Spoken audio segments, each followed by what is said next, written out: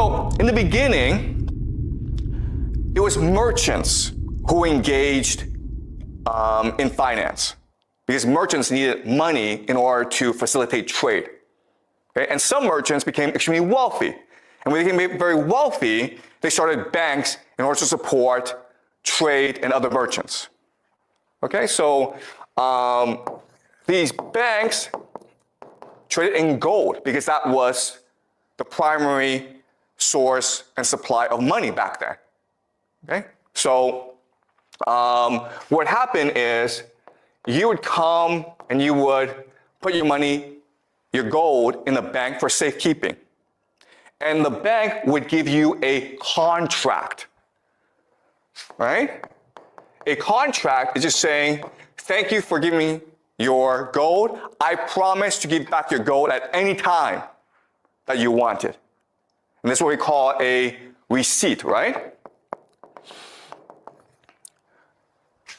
And this would allow for better and easier trade. Because now I can take this contract and I can go to England, okay? Maybe I'm based in Italy. But now I can go to England and say, listen, I need to buy cotton or bananas from you. And the person is like, well, what are you going to give me?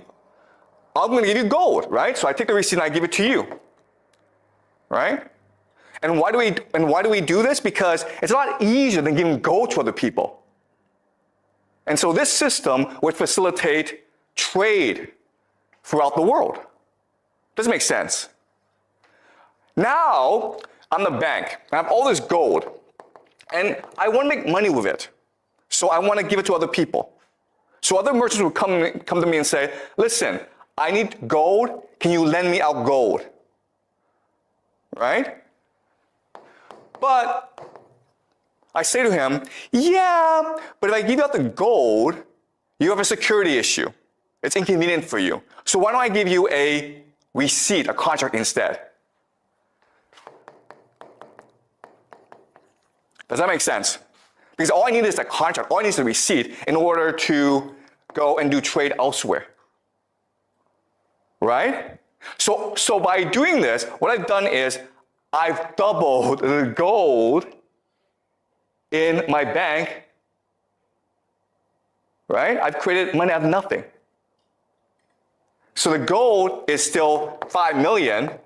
That hasn't changed, but the receipt is now 5 million plus 5 million. So theoretically, I now have 10 million in the bank. All right? So that's how money and finance works. Now, there's a problem with this system. What's the problem with this system? What do you mean?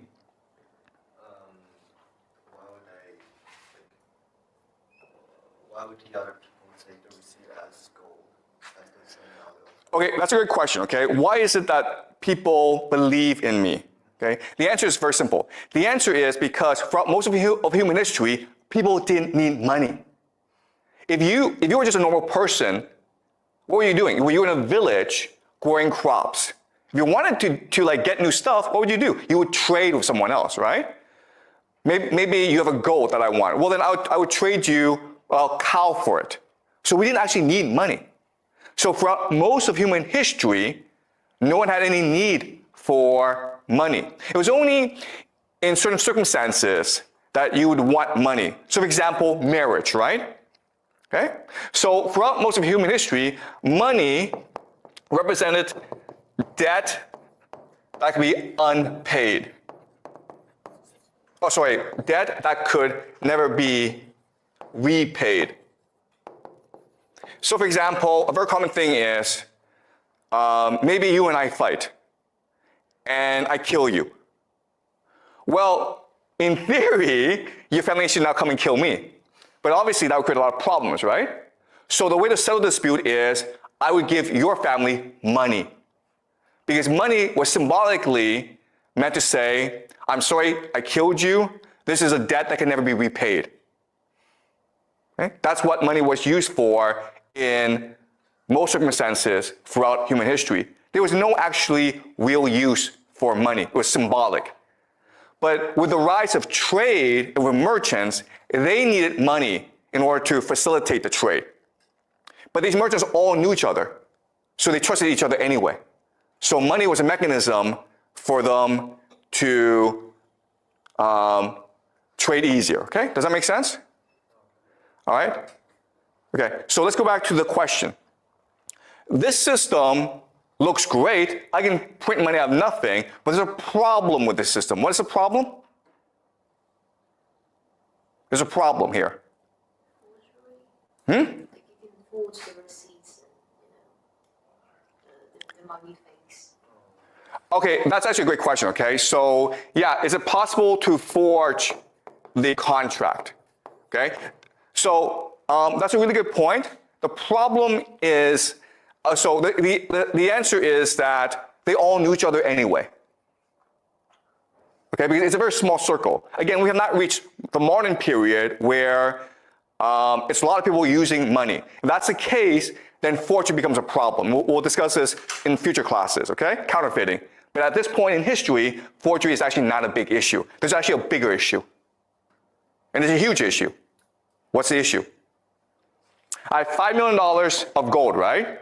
There's about $10 million of gold out there in receipts.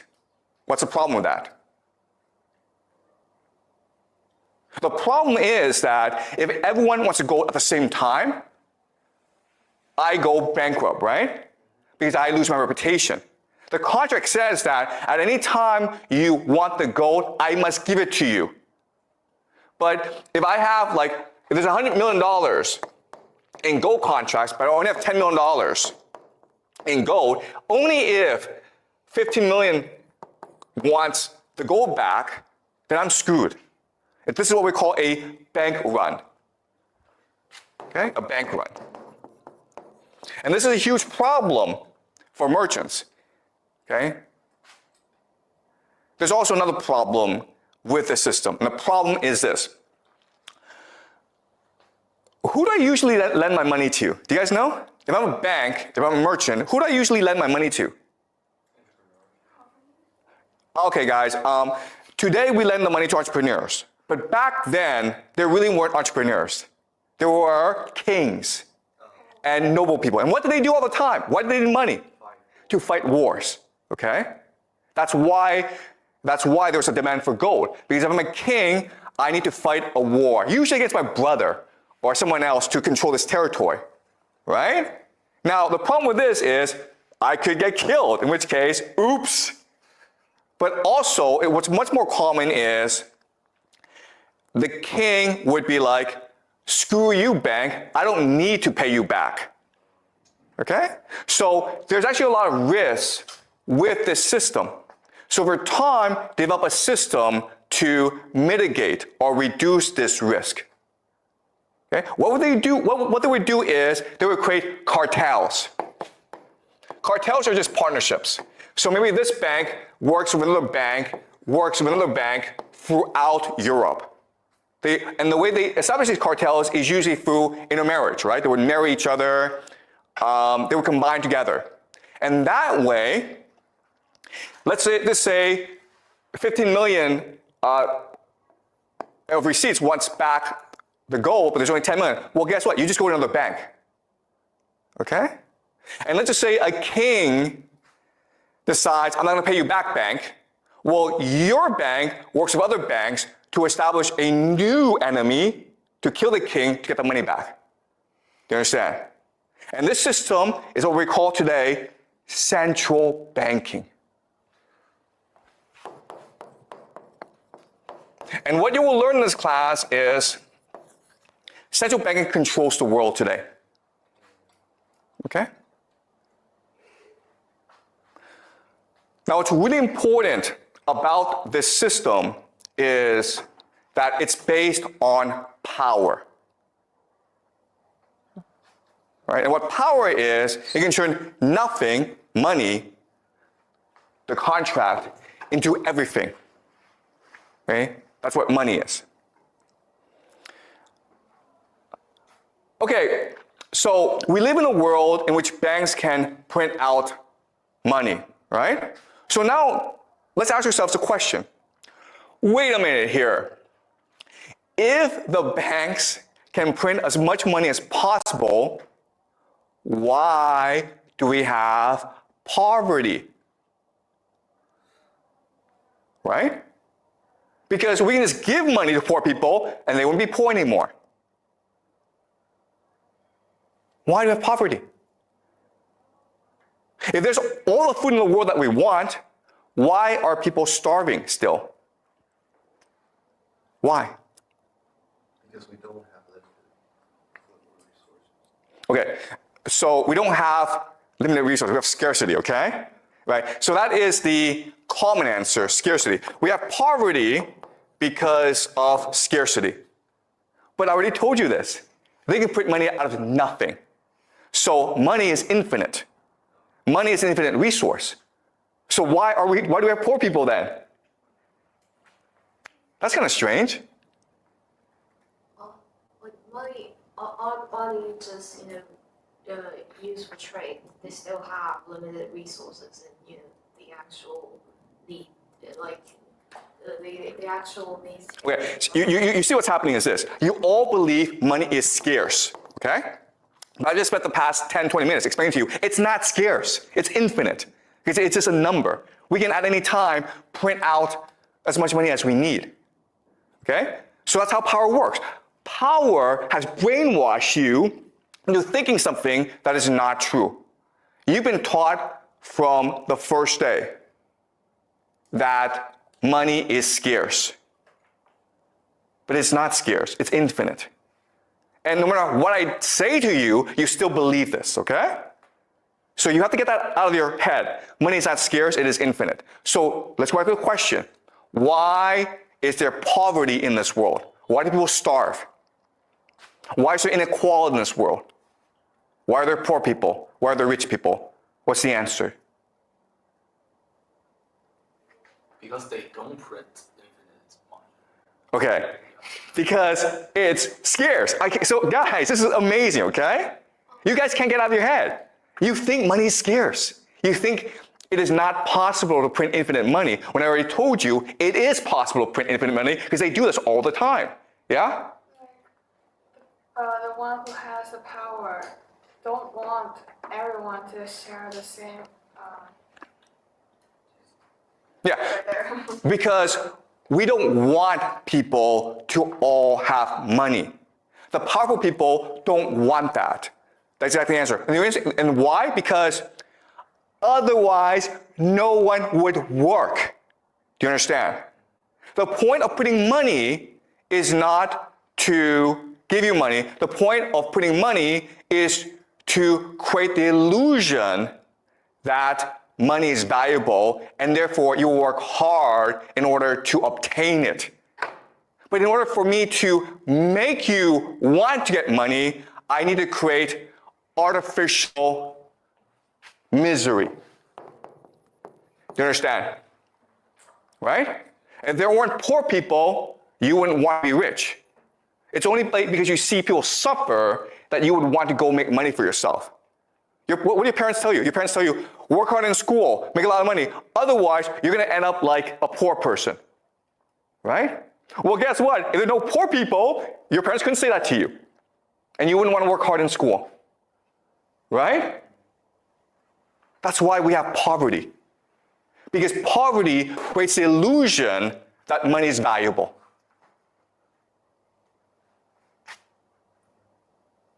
In other words, poverty isn't what you do to yourself, it is what the powerful do to you. Now let me ask you another question. You guys have studied some economics. Why do you have like crises? Crises.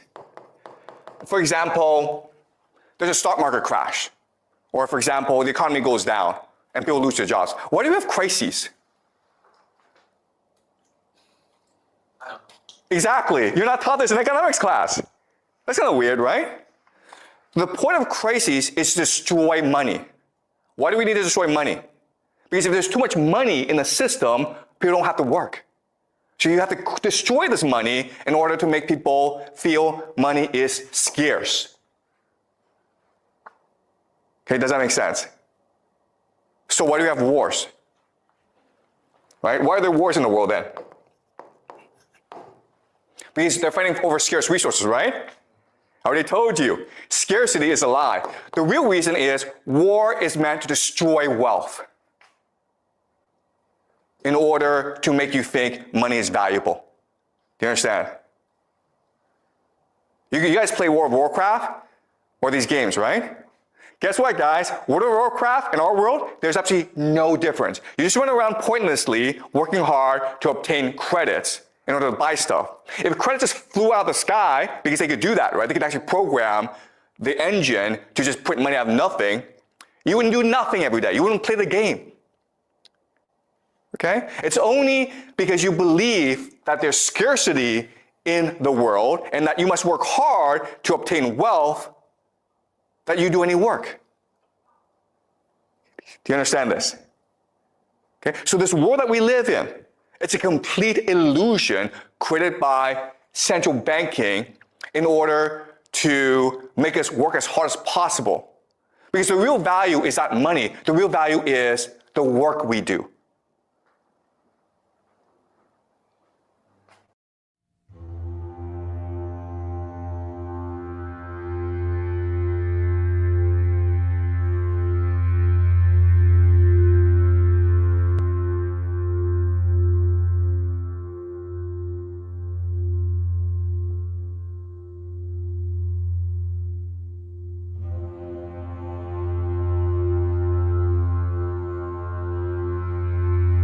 It is believed generally in India that when a person sets out on the way of liberation, his first problem is to become free from his past karma. The popular theory of karma, the word that literally means action or doing in Sanskrit, so that when we say that something that happens to you is your karma, it's like saying in English, it's your own doing. But in popular Indian belief, karma is a sort of built-in moral law, or a law of retribution, such that all the bad things you do and all the good things you do have consequences which you have to inherit. And so long as karmic energy remains stored up, you have to work it out. And what the sage endeavors to do is a kind of action which in Sanskrit is called nishkama karma. Nishkama means without passion or without attachment, karma, action. And so whatever action he does, he renounces the fruits of the action, so that he acts in a way that doesn't generate future karma, because future karma continues you in the wheel of becoming, samsara, the round, and keeps you being reincarnated. Now then, in that case, when the time comes that you start to get out of the chain of karma, all the creditors that you have start presenting themselves for payment. In other words, a person who begins, say, to study yoga is felt that he will suddenly get sick, or that his children will die, or that he'll lose his money, or all sorts of catastrophes will occur, because the karmic debt is being cleared up. And there's in no hurry to be cleared up if you're just living along like anybody, but if you embark on the spiritual life, a certain hurry occurs. And therefore, since this is known, it's rather discouraging to start these things. The Christian way of saying the same thing is that if you plan to change your life, shall we say, to turn over a new leaf, you mustn't let the devil know, because he will oppose you with all his might if he suddenly discovers that you're going to escape from his power. So, for example, if you have a bad habit, say you drink too much, and you make a New Year's resolution that during this coming year you'll stop drinking, That's a very, very dangerous thing to do, because the devil will immediately know about it. And what will happen will be this: he will confront you with the prospect of 365 drinkless days. And that will be awful, just overwhelming. And you won't be able to make much more than 3 days on the wagon. So in that case, you compromise with the devil and say, just today I'm not going to drink, you see, but tomorrow maybe, we'll go back. Then when tomorrow comes, you say, oh, just another day, let's try out, that's all. And the next day you say, oh, one more day won't make much difference. So you only do it for the moment, and you don't let the devil know that you have a secret intention of going on day after day after day after day. But of course, there's something still better than that. And that is not to let the devil know anything. And that means, of course, not to let yourself know. One of the many meanings of that saying, let not your left hand know what your right hand doeth, is just this. And that was why in Zen discipline, a great deal of it centers around acting without premeditation. As those of you know who read Herrigel's book, Zen in the Art of Archery, it was necessary to release the bowstring without first saying, now. There's a wonderful story you may also have read by a German writer, von Kleist, about a boxing match with a bear. The man can never defeat this bear because the bear always knows his plans in advance and is ready to deal with any situation. The only way to get through to the bear would be to hit the bear without having first intended to do so. That would catch him. And so this is one of the great, great problems in the spiritual life, or whatever you want to call it, is to be able to have intention and act simultaneous. By this means, you escape karma and you escape the devil. So, you might say that the Taoist is exemplary in this respect. That this is getting free from karma without making any previous announcement. Of simply, supposing we have a train and we want to unload the train of its freight cars. You can go to the back end and you can unload them one by one and shunt them into the siding.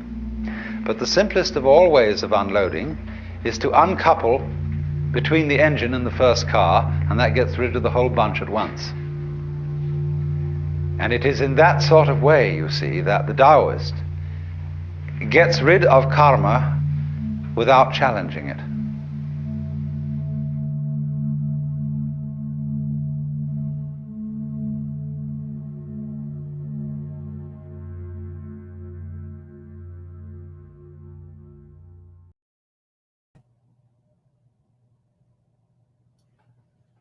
Hey y'all, welcome. I think we're good. I think we're live. This is going to be an amazing series. I'm already getting emotional thinking about it because it's such an honor to be presenting the work of Alan. And we're going to be getting deep today into the preface. And believe it or not, you might not think this, but it's actually quite important for setting the stage for this series. This is going to be an intense series, and so I've got a few things to talk about before we get going on it as warnings to y'all. But before we get going on the official series, I'm going to say hello to everyone in chat, and then I have a few announcements to make in regards to Zoom and some changes in what I'm going to be doing to better connect with you guys and give you all the opportunity, especially as we're doing Zen here, to talk with me one-on-one. And the whole goal of the Zoom is to offer opportunity for folks who are dedicated and want to basically suck everything they can out of this series and out of my work. And so by having some dialogue with me and engaging with me one-on-one, that's going to afford you guys some deeper insight if you want it. But I'm needing to make some changes to the format of the Zoom to help call out the folks that are there that are just looky-loos, so that we can bring in the folks that are, or to give time to the folks that are dedicated and are watching this stuff. So I'm going to talk about all that. I'm going to bring all that up. But first, I'm going to say hi to my friends in chat. So let's say hello to everybody. Greetings, Stacy. Thanks for being here, love. Really appreciate your help and joining the team. It's real important that you're here. Thank you. Hello, Tom. Welcome, buddy. It's good to see you. Thanks for your dedication and for being here every week. You're welcome, Vaporama, for all that I do. I'm happy to do it. Thank you very much. I'd appreciate the likes. My page is pushed back on by YouTube, and the more likes I can get, the better it will overcome the pushback and the resistance, that because YouTube doesn't want you guys to hear me. They don't want you to hear what I have to say. Thank you. I appreciate that very much, Casil. Thank you. That's what I want to be. Hello, Fortune. Fortune, I wanted to say to you, friend, you are the reason that I began the Zoom. That whole idea came from you. So thank you. I owe you an enormous thank you for that. So I'm very appreciative to you, sir, or ma'am, for your help. Thank you so much. Hi, Valerie. Hey, thanks. I'm glad you enjoyed it. It was rough around the edges, but that was because of me, and I'll explain all that when I talk about what we're going to be doing with Zoom. Yeah, Aussies. Yes. Thank you so much for being here. Love you guys. Love you guys overseas. Thank you for being here. Hi, Ben. Hello, sir. It's good to see that you're here. That's my intention, King. That is my intention. That is my intention. You're welcome. It's my honor to be here. You guys, I'm telling you, this Zen series is no joke. It's no joke. I'm going to be getting into that here in a minute. Okay, let's go to media assets and let's make some announcements. So Esoteric 360 Love, if you're here, can you please contact me? I would appreciate it. I have a question for you. So Esoteric 360, if you're here tonight, love, please send me a note on my email, and I have something to ask you. So thanks for doing that. What do you guys think of Telegram? Let me go to comments real quick. I have some people on my team that really think that I should delve into Telegram. The issue is time, and the issue is connectivity. And my pushback on the idea was because I don't have time to manage it. And I don't feel like Telegram is something that really touches people, gets to their heart and reaches them. There's something about my lives here, and then also what I'm trying to do with the Zoom, that has an authentic touch to it. And what I'm wanting to do is to always present my work, myself, and what I do in a format that allows you to really connect intrinsically. And all of the stuff that I've seen on Telegram, because I do follow Telegram, a couple channels, it's impersonal. And I really want to be personal. I really want to be in touch with you guys. And I really want to be not just throwing a bunch of information at you, but walking with you in that space. And so I didn't know what you guys thought. If I started a Telegram, I've got someone who's willing to do it. They're willing to completely dedicate themselves to it. But I didn't know if that's what you want. And I want to do what the group wants. I want to be in the capacity of the group. So do you guys want that? Do you guys want the Telegram? If you guys want the Telegram, I'm going to do the Telegram, because I'm going to give you guys what you want. So if you guys want the Telegram, we can do it. We can absolutely do it. I've got someone who's more than capable of handling it and can do it. But I just wanted to know from you guys. I want to make it. I don't want to have this person put all this work into Telegram and then have it blow up and then nobody joins. So I want to know what you think. Okay, here we go. So I'm getting a no on the Telegram. No Telegram. Not a fan. No. I've never heard of it. Now we're good. Not a fan of Telegram. I am not familiar with Telegram. Let me change my profile. Actually made this account to make fun of. Okay. Yes, please. Telegram is pretty good. There's a vote. Yes. Not really. Don't waste your time. Not a fan. Won't Telegram attract less people when you want more people? Yeah, it's true. Hey, Ben. Thanks for your input, buddy. I don't know. I can barely keep up that's the way I feel. That's the way I feel, Brooke. That's why I can barely keep up. And with the amount of work that I do now, and since I'm on this series of Zen, I'm giving my life to this because this is life-changing information. So yeah, that's been another thing, Sassy. But I'm not, it doesn't ring with me. I'm sorry. It doesn't ring with me. Telegram and Discord don't ring with me. And so, yeah. See, that's what I think, Kelly. That's what I think. I'm not, okay. I understand that most people who do the social media thing, the whole goal and, drive is to get information out there, join more channels, get more people, get, and just bombard, just trying to take yourself and just bombarding the internet with yourself. And I'm not into it. And I want, when I do something, I want it to actually have real strong value. And, I'm not sure that that's attainable with Telegram. I don't know about it being impersonal. Yeah. Isn't it great we're getting comments from those in Rumble? This is fantastic. We used to just get comments from people in YouTube. This is fantastic. We're growing. Rumbler here is good for me. Yeah, I hear you, Linda. I hear you. Oh, Bob, buddy from Down Under, what's up? Hello from Down Under, I love your stuff. And how ironic I felt the same with your dad when I was still a Christian. Thank you, Chuck. We so need to hear what you're saying. Thank you, friend. Thanks, Bob. Heck yeah, man. Happy to be here. Yeah, it might be.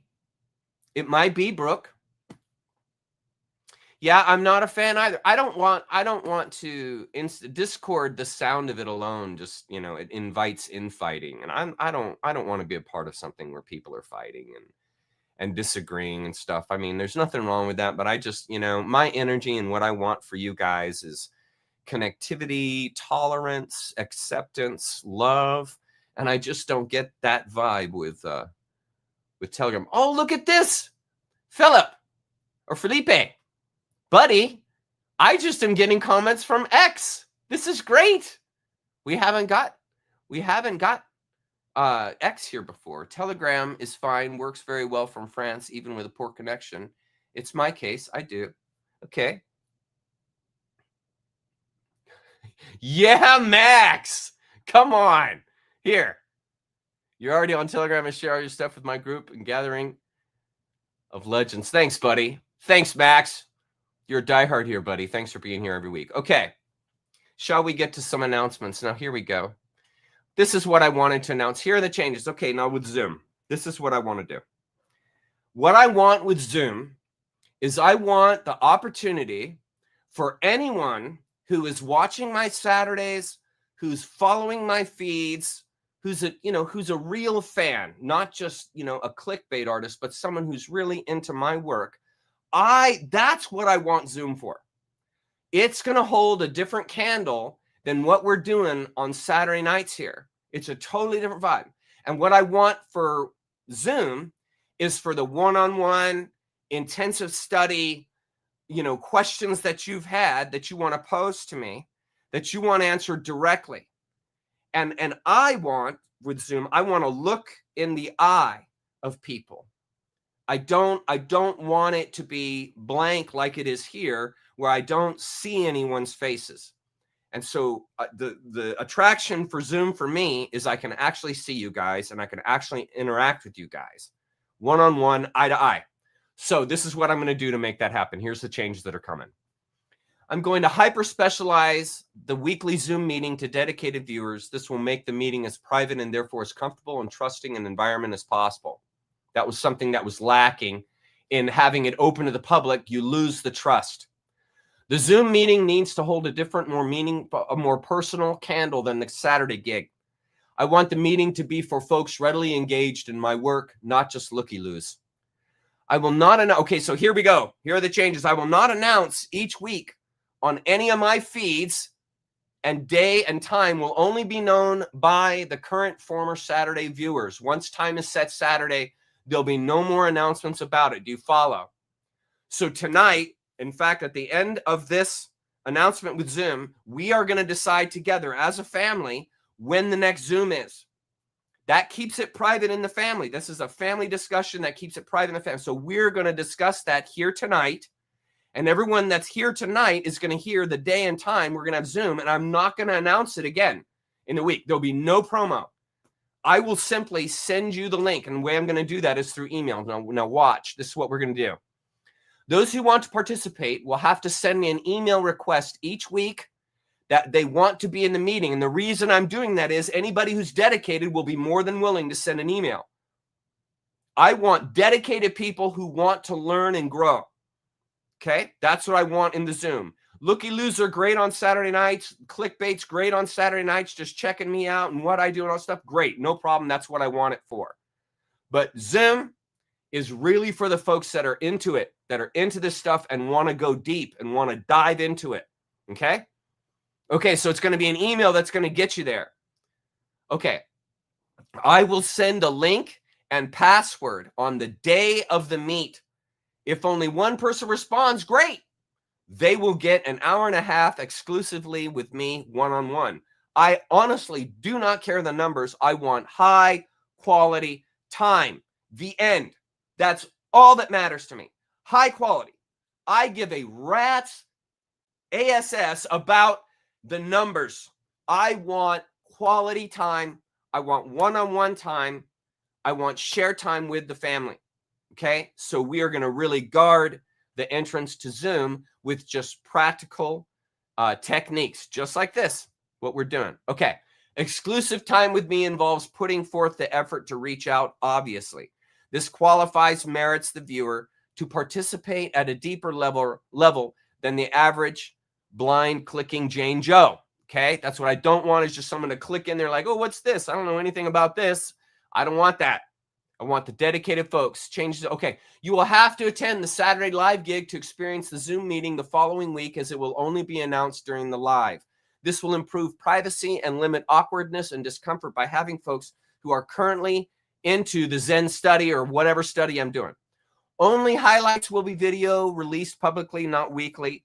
If someone does want to be in on the video, doesn't want to be on the video, no problem. Just tell me during Zoom and I'll remove your identity from any video I release on my channel. I honor privacy, and if someone wants to be anonymous, they absolutely can and should be. Video is not required to participate in Zoom. Questions or statements are great, but there will be a 6-minute limit so others have time to speak. Smaller groups will allow for longer statements. I'm fine with that. I just want to be sure everyone that wants a chance gets a chance to speak and inquire. The meeting is for dialogue. It isn't a platform for me or you. It's not a confessional, and we are not a church, okay? Understand that.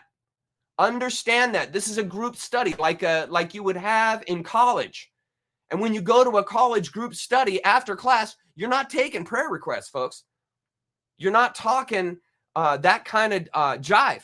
You're focused in on the study and the material, okay? And that's what Zoom is for.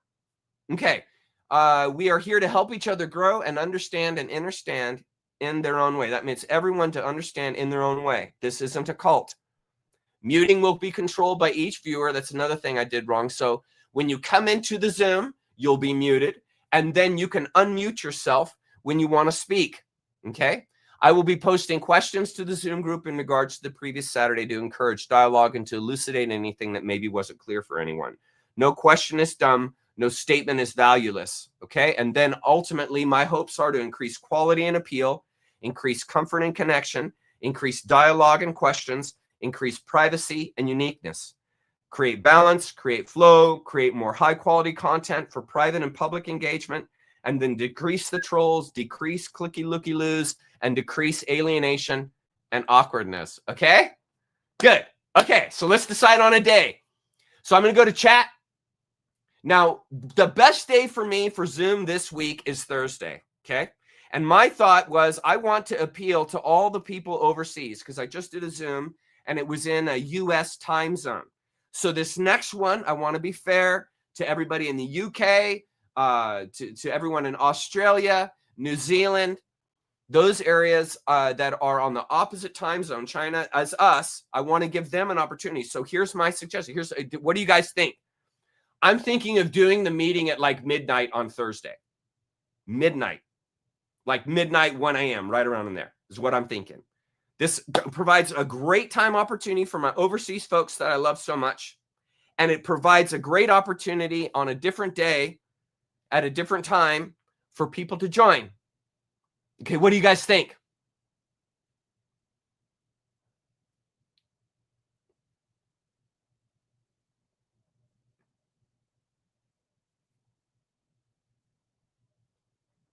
Awesome. What do you think? Yeah, I know. I know most people in America will be asleep soon. I know that. The point is it's going to change times every week. So next week we'll change it to a different time. Maybe do it at 10 a.m. on a Tuesday or Wednesday. Okay? The point of having different times is not only to detract trolls, but the point of having different times is to provide opportunity for people that are across the world that don't get to go to Zoom because it's 2 a.m. for them. And I want everyone to have an opportunity. What do you think about that, Ben? I know you're overseas. Do it. Yeah, I want to do it. Think so, Sassy? Think so? Yeah? Give a chance for all the overseas folks to have an opportunity to chat, man. Because listen, every single Saturday night for those people, I'm on at like 1 and 2 in the morning. Every Saturday. They never get a chance. Some people never get a chance to see me live. And this is a chance for folks to see me live. Yeah. If you're an early riser, heck yeah. Heck yeah, King. Hi, Bill. Yeah, I know it's not good for the people in America, but it might be good for folks that are across the seas. And that's what I want, man. I want everyone to feel included. Here we are. Biker Chick. But if you're sending the link the day of, how will we know when to plan for it? We're going to decide that tonight, Biker Chick. We're going to decide that tonight. We are going to set the time tonight. Right now. I'm going to set the time right now. We're going to agree on a time as a family, and we're going to get together. And then I will send, and then once the time is agreed to, you guys send me a link that want to be there. I'll collect all your emails. There won't be that many. I'll collect all your emails, and then I'll send you an email on Wednesday with the link. Okay?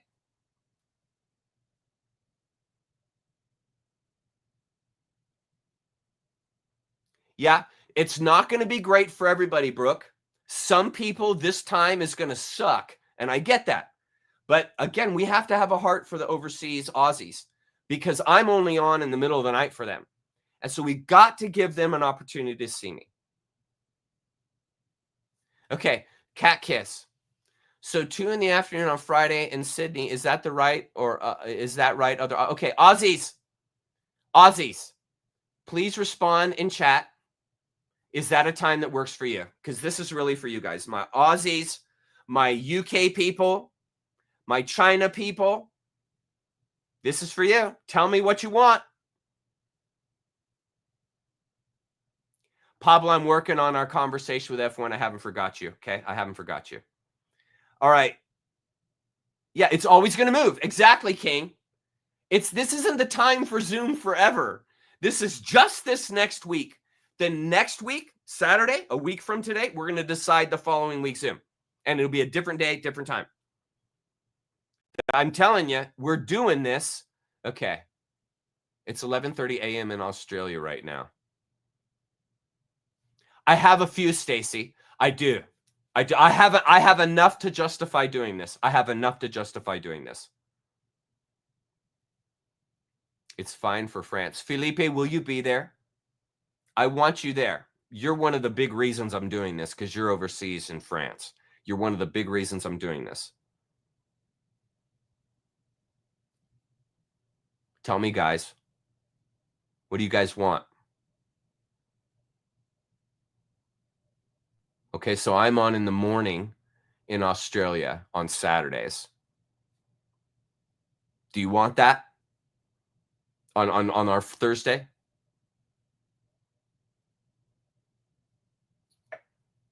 $11:29 to be exact. It's fine for Holland too. See, I got people in Holland. Yes, love it. 12 is good for us in Sydney, Australia. I think it's 5 p.m. here. See, that's bueno. That's after people are at work. If I started at midnight, look, the heck, I'll look at my phone. I'll get the time. I'll get the time of what it is there. Time zone. Okay.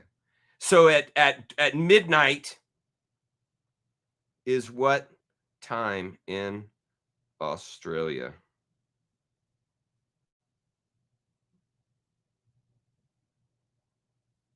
USA is go. 10 a.m. 10 a.m. 9 a.m. on Friday. Currently 2:29 a.m. here. See, I'm telling you, we got people all over the world watching this thing. Midnight, yes, go. Should I just go for it? Should I just set it and go? I'm about to set it and go. I'm about to set it and go. I think still like tired. Work that's okay, Felipe. You just did it, my friend. Awesome. Okay, that's what we're gonna do. 12 midnight Thursday. Got it? Everybody. 12 midnight Pacific Standard Time. Pacific time right now, 12 midnight on Thursday. Okay?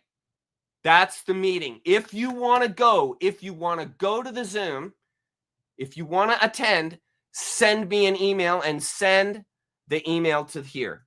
Contact Chuck Jr. at yahoo.com.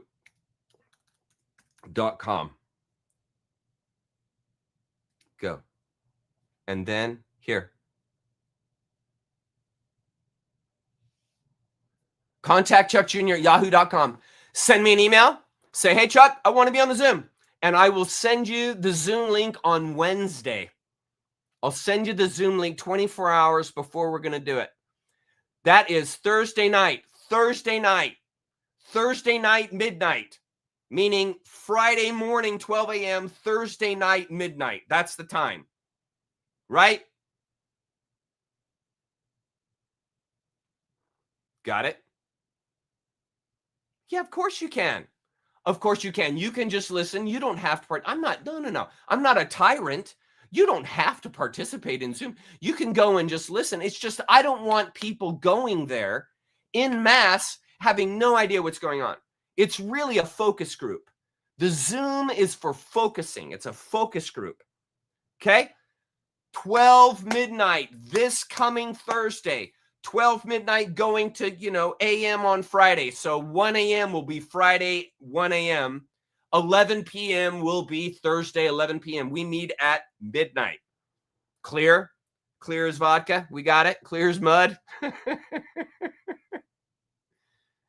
I am not a tyrant, I promise you. Okay, good. We got the meeting set. So it's going to be Thursday, and I'm not announcing it again. This is it. So whoever is hearing this and wants to go, this is your chance. It's going to be a focus group, and it's not going to be a public link. The only way you're going to get it is if you email me. And the only way you're going to know to email me is if you're watching right now. Okay? Yes, midnight is Friday a.m. Yes, it is. Yeah, 12 a.m. You're correct, Stacy. Correct, Stacy. Yes, 90-minute runtime. That's correct, King.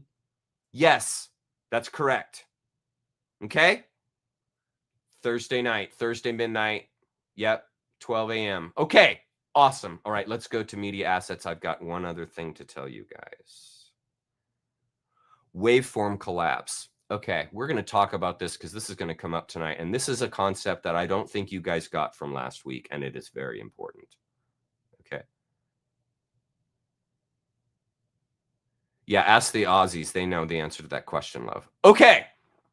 The double slit experiment. So this is what they were explaining. Okay, so last week, the professor was explaining this alternate reality, that the world is an illusion. And one of the key steps to knowing that is the double slit experiment. And I'm gonna explain waveform collapse to you so you guys understand that the entire world is an illusion, that there is a collapse that happens when your attention turns away from it. Your attention causes the waveform to collapse into the particle. And then when you turn your eyes away, the particle turns back into a wave. Here's how it works.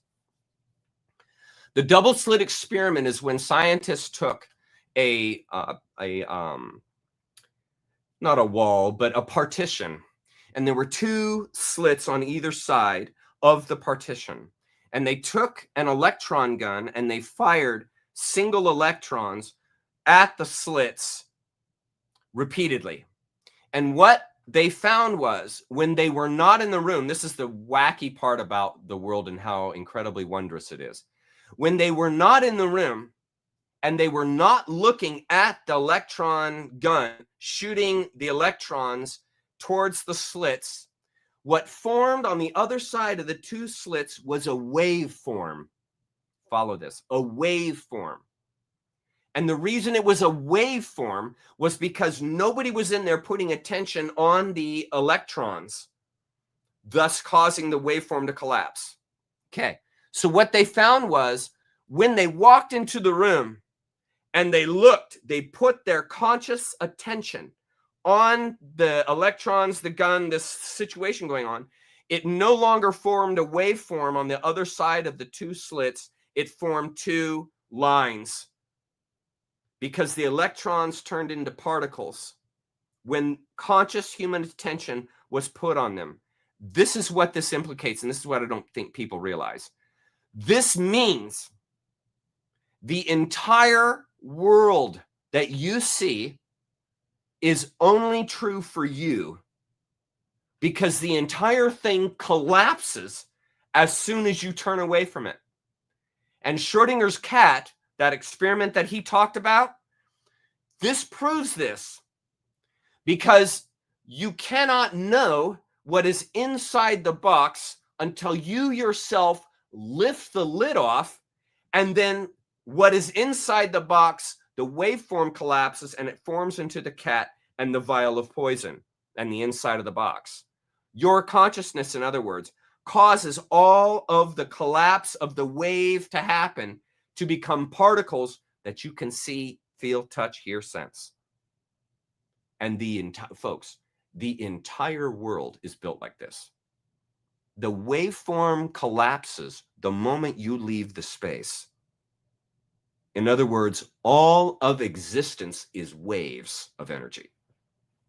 And it is your conscious attention that organizes, that self-organizes the waves into particles to form a world that you can experience with your senses. Everything is waves and particles, and it depends on your conscious attention that determines that. This is very, very important to realize in the sense of what you see, what you understand, what you experience is totally unique to you and you alone. Because you are collapsing the waveform with your consciousness, and the world forms into the consciousness that you carry. You see? And since every single person has a different experience in life, a different view of the world, this proves that the entire world is an illusion. And you have to develop things like tolerance, acceptance, love, compassion, because there's no way you could ever truly know someone else's world and experience. This is why this test, the double slit test, is so important to understand, because it brings to you tolerance. It brings to you an understanding of the world that will help you be more compassionate and loving to others who don't see the world the same as you. They can't. They can't. Part of the construct of nature is this function, waveform collapse. That is part of the function of nature. Do you see?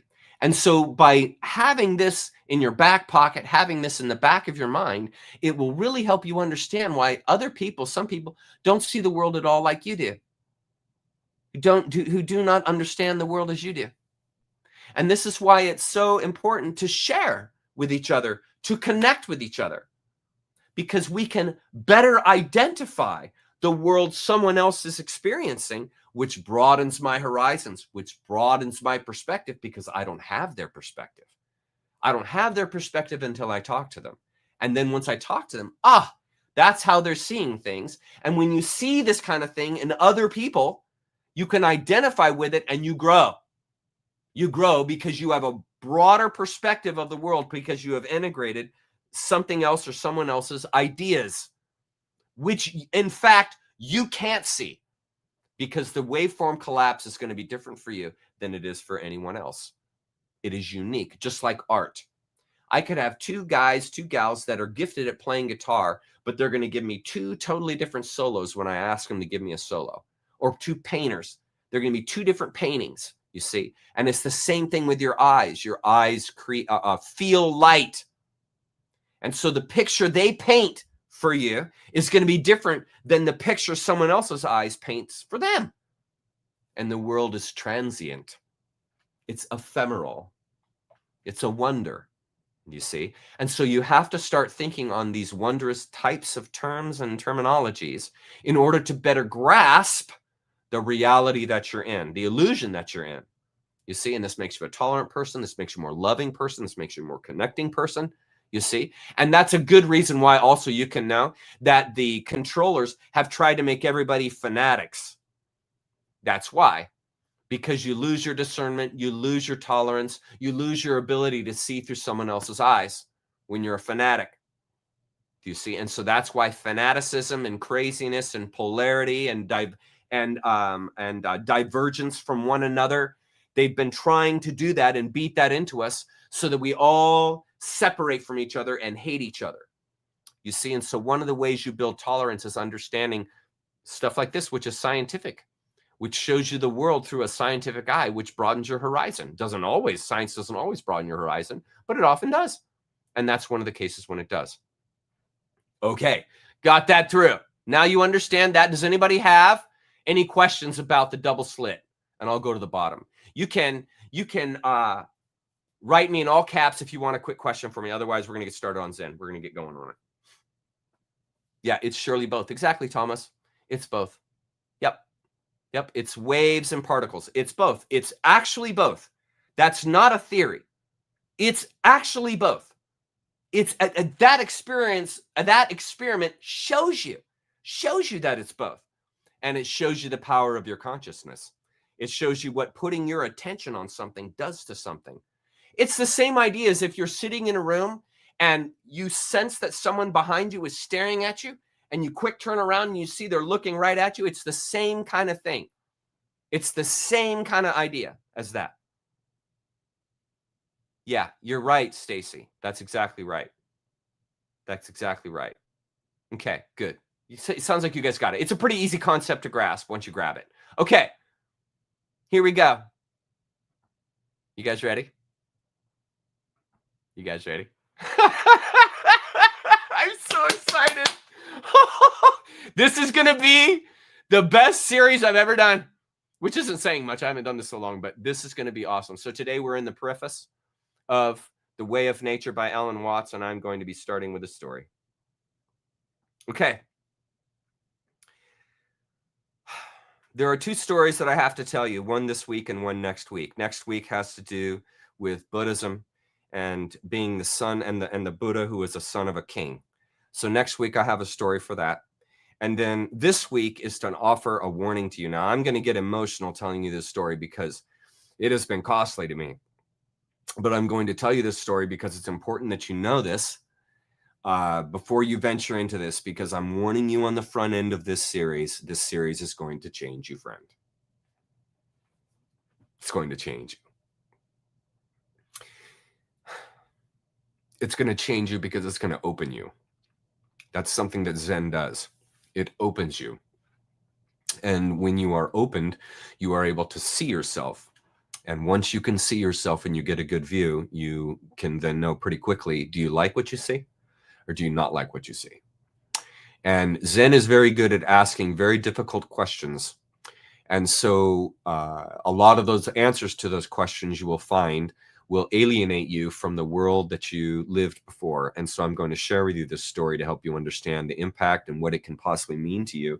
Because if you go in blindly and you go in without realizing this, you may find that your world dissolves right in front of you and you never intended it to, because Zen cuts through the BS. Zen cuts through the illusion and gets right down to the core of things. So here's the story. Okay.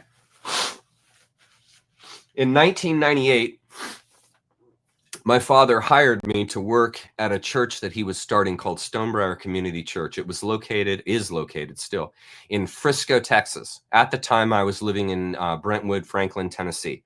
I had lived there for 5 years. Started my family there. Both my children were raised in Franklin, Tennessee, or were born in Franklin, Tennessee.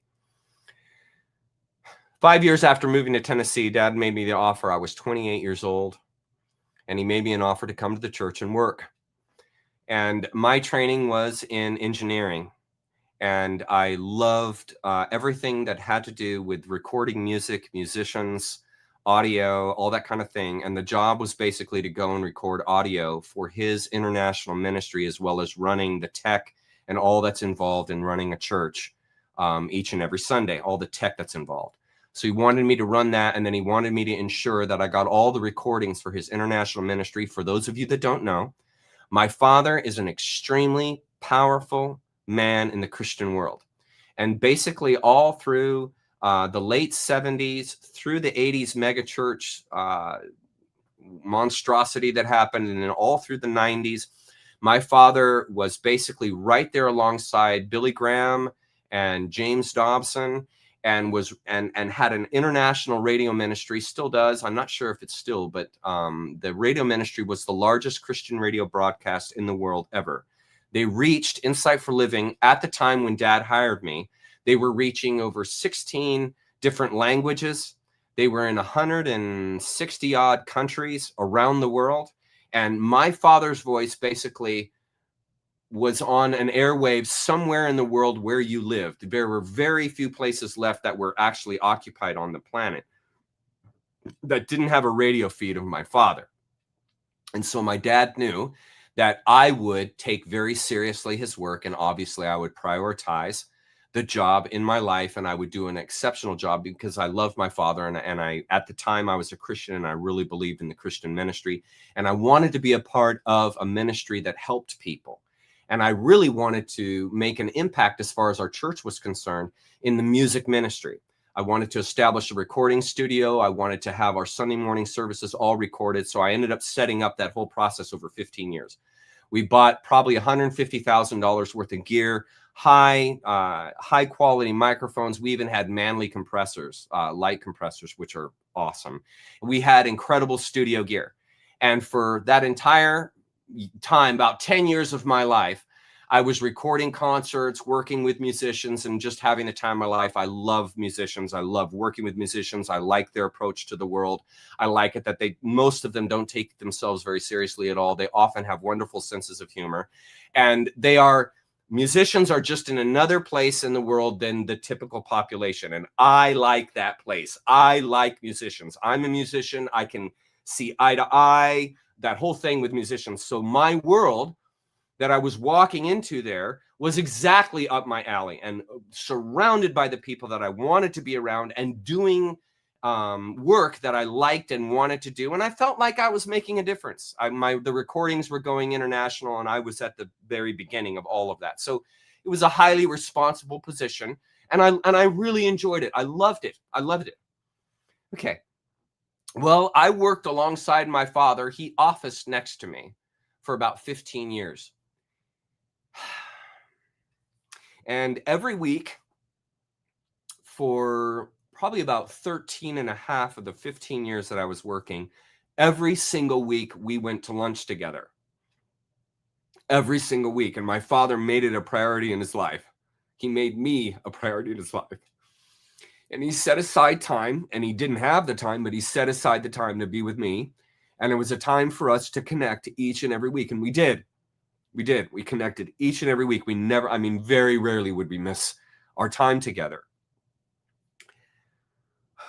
And so Eventually, as you guys know, I got sick. I got cancer. I took a bunch of psychedelic medicines and so forth. And my mind, in the midst of my working at the church, began to change.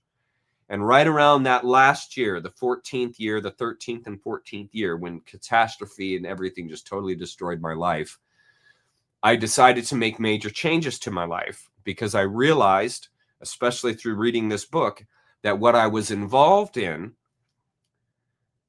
please know that I say this with honor, okay? I say this with honor, okay? But it's the truth that I saw. I was involved in something that I felt was harming people. Okay, that's how I felt, and that's how I feel. I feel Christianity is a system that harms people. And I've gone into all the psychology of that. I wrote a book about it. I spend much of my Saturdays, and you guys are going to find, because Alan was involved in the Western Church for the first part of his life also, you're going to find that he's going to do a really good job in helping you understand the things that I did not understand until I read this book. And so I ended up resigning from my job, leaving everything. I had a salaried position. I was well paid. I had a 401k established. All I had to do, I had achieved what basically every individual wants to achieve in their life vocationally. You find a job that you like, you work with people that you enjoy, you're paid a reasonable salary, you have insurance and all that you need for your family's medical coverage, and you have a retirement plan. That was all in place for me. And all I had to do was ride the wave. That's all I had to do. Okay.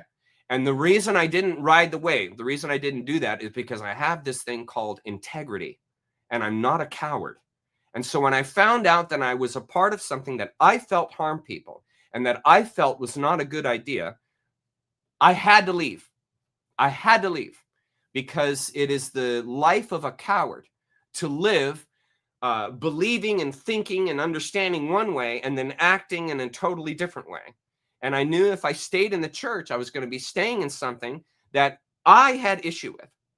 And I couldn't live with myself. And obviously I would not be honoring my father if I continued to stay working there. But I was under this entirely different understanding of the world spiritually, and that I didn't buy into the Christian contract. And I wasn't willing to behave like that while working not only for the church, but especially for my father, because I love my dad. And I'm not going to betray him. So that meant I came to a hard place.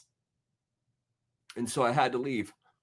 I had to abandon all the securities. And one of the things we're talking about today is security, safety and security. That is something that Zen will cause you to abandon. And so it's dangerous. And you guys need to know this. Zen will show you things that you do not see right now. It will show them to you ruthlessly. And if you have any character, if you have any integrity, and if you're not a coward, you will change because you can't help yourself. And so I knew that the last day was coming when I would have lunch with my father, because we had lunch every week and we would check in with each other. And we hadn't talked about the reasons why I was leaving the church. It just didn't come up. We didn't talk about it. I was giving him general ideas, but I was very involved in leaving. I was still recovering from cancer. I had just gotten over cancer 3 months before I was declared cancer-free, 3 months before I left. And so I was very involved in getting my house moved and making arrangements to leave. And so he and I, and obviously he was a very busy man, we hadn't sat and chatted about it. So I knew what was coming in this meeting. I knew what was going to be happening when we went to lunch together. So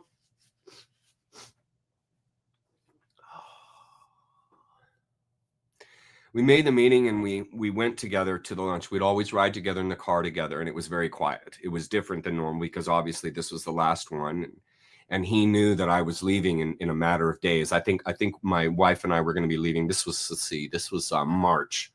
And it was probably like the Tuesday or Wednesday, because those were the days that we could do it. Those are the days that he could be free because he was busy all the rest of the week. So it was either a Tuesday or Wednesday, and we were leaving Friday. So it was coming. It was done. It was over. And so we sat down at the table, and He asked me, he goes, Chuck, I really want to understand why you're leaving. I said, okay. And I said, Dad, what I have to say to you, you're not going to like. You're not going to like it. But I'm going to be honest with you because I refuse to lie to you. And I respect you too much. So I'm going to say what I have to say so that you understand. But understand, I'm not trying to be ugly. And I'm not trying to belittle you or harm you. I'm just going to have to be honest with you today. And he said, okay. And I said, Dad, all of this started many years ago. And this has been a culmination of a building in my life that I've been working through for a long time now. And I've had a lot of questions that are very difficult for me because I work for the church and I work for you doing the ministry. And so it's very difficult to share what I have to share with you. But a number of years ago, I had a dream, Dad, and I need to tell you what happened. It wasn't years ago, sorry. It was while I had cancer. And I said, Dad, cancer does things to you that you don't expect. And it causes you to see things that you don't see when you don't have it. And once you have the disease, just like any other crisis in your life, you're given access to windows that you've never been able to see through. And so I've been able to see through windows in this experience that have shown me things that I can't deny. And I said, I had a dream. He said, okay. I said, did you ever see the movie The Lord of the Rings? He said, no, I don't watch movies like that. And I said, okay. I said, do you know about the book, The Fellowship of the Ring? Do you understand what it was? And he said, I kind of do. I said, okay, well, it's basically a journey.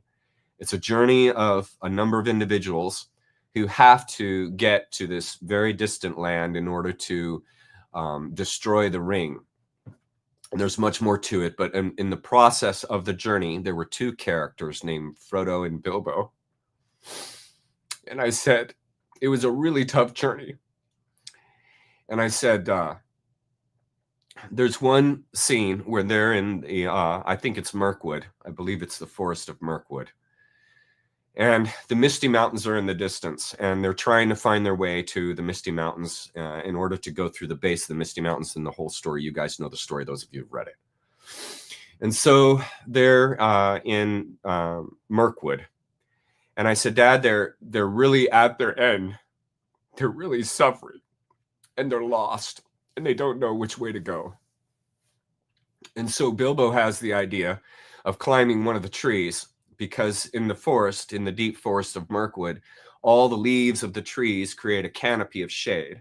And so when you're in the forest, it's like dark all the time, which is a metaphor for pain. And so they're in the forest, and it's dark all the time. And so it's really hard to navigate, and it's hard to get through, but they have to keep going because they can't fail in this trip. And so Bilbo decides that he wants directions. And so he felt that if I climb the tree, if I risk climbing the tree, I can get my head above the canopy and I can see where the Misty Mountains are and the direction that we need to go, and that we won't continue to wander lost. He said, okay. And I said, so Bilbo climbed up the tree. And when he climbed up, he poked his head through the canopy, and he saw the layout of the land, and he was able to differentiate where they needed to go, and it helped give them direction. He said, okay. And I said, all right, I want you to take that scene. I want you to take that scene, and I want you to take all the family. So me, you, Mom, Kurt, Carissa, Colleen, those are my siblings.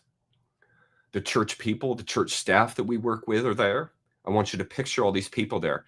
The church congregation is there, and we're all together in a group. We're all together, and we're all traversing life together. And we all have our problems. We all have our issues. Nobody gets through life clean. Everybody faces whatever.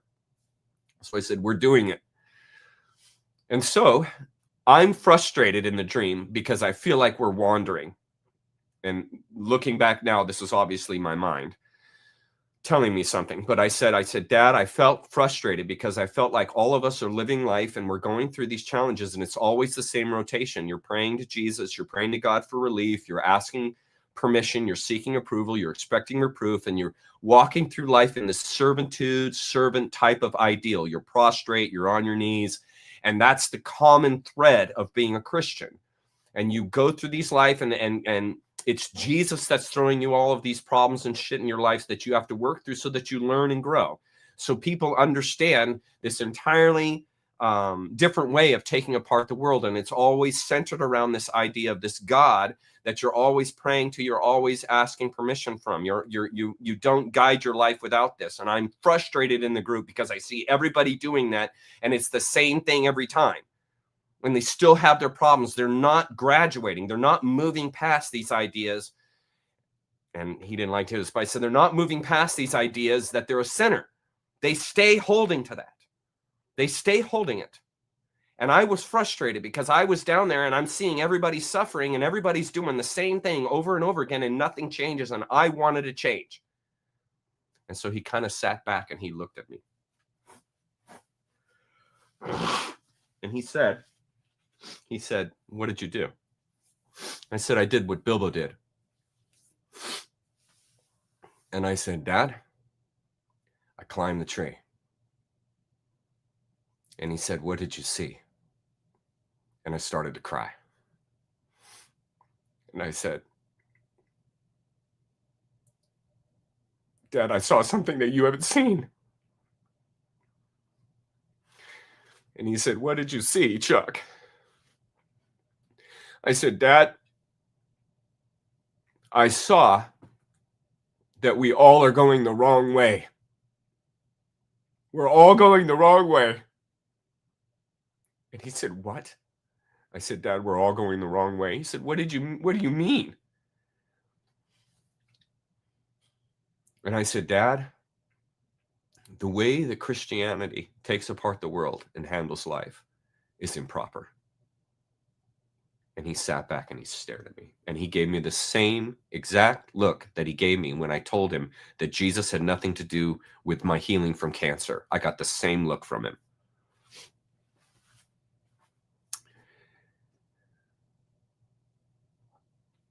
And I said, Dad, I can't continue in the direction that we're all going, in the direction that you and Mom and the family are going, the direction the church is going, the direction the staff is going. I can't continue going down that road anymore. In fact, I won't.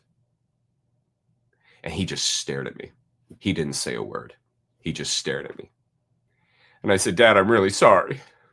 I don't mean to let you down. I don't mean to abandon you. But I have to be true to who I am.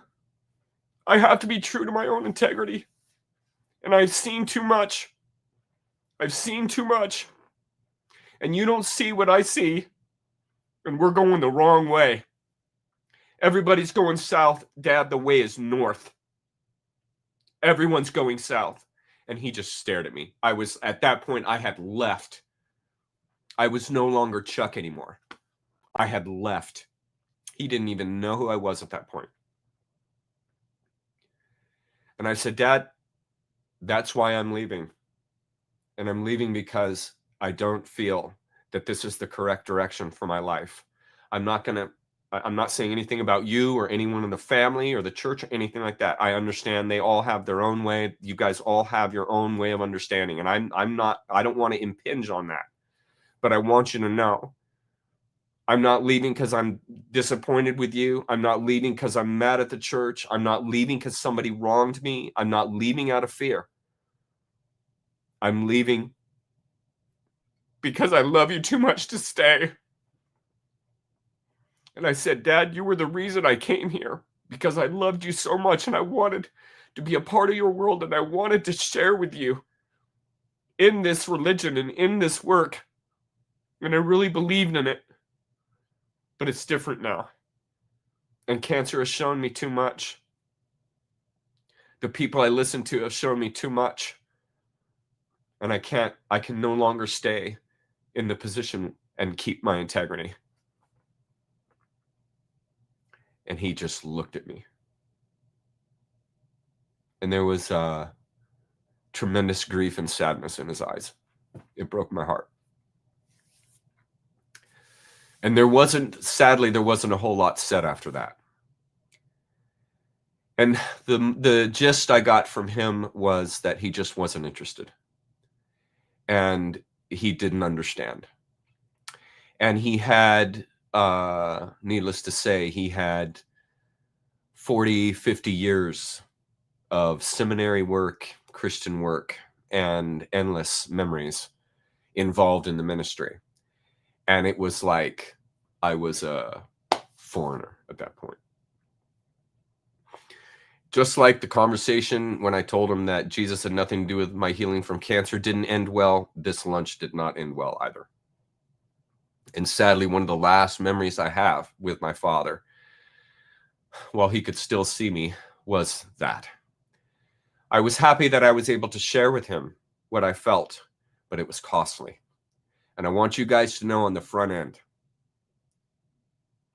make no mistake, this series might be costly to you. It might show you things you will not be able to get out of your head. And if you can't get that stuff out of your head, you might find that you will no longer be able to live the life you're living right now because you know too much. That's what this book does. It shows you. It's like the Shobogenzo. It gives the game away. It gives the game away. Zen is going to show you reality so ruthlessly, you won't be able to walk away from it clean, meaning you're going to be affected. You won't be the same that you are now. You can't. You cannot engage this good book and stay the same. And so I tell you guys that story to let you know. It may harm some of your relationships, not in a way that the Zen is making you a fanatic, but it's going to show you things in other people. You'll start to see where they're blind. You'll start just like my father. When I sat with him at that table, he was blind to the world that I was talking about. Blind. And he wanted nothing to do with it. You see? And so that creates alienation without even trying. Because you are going to remain true. If you're a person that has any kind of integrity and any kind of authenticity and any kind of courage, you're going to honor your heart. You're going to honor what you come to know and see and learn and respond to it. That's what the responsible person does. And so I want you to know, if you're going into this as a responsible person, if you're going into this as a responsible person, it might be quite costly. It might be quite costly. And remember, how many times have I told you guys, nature is ruthless, merciless.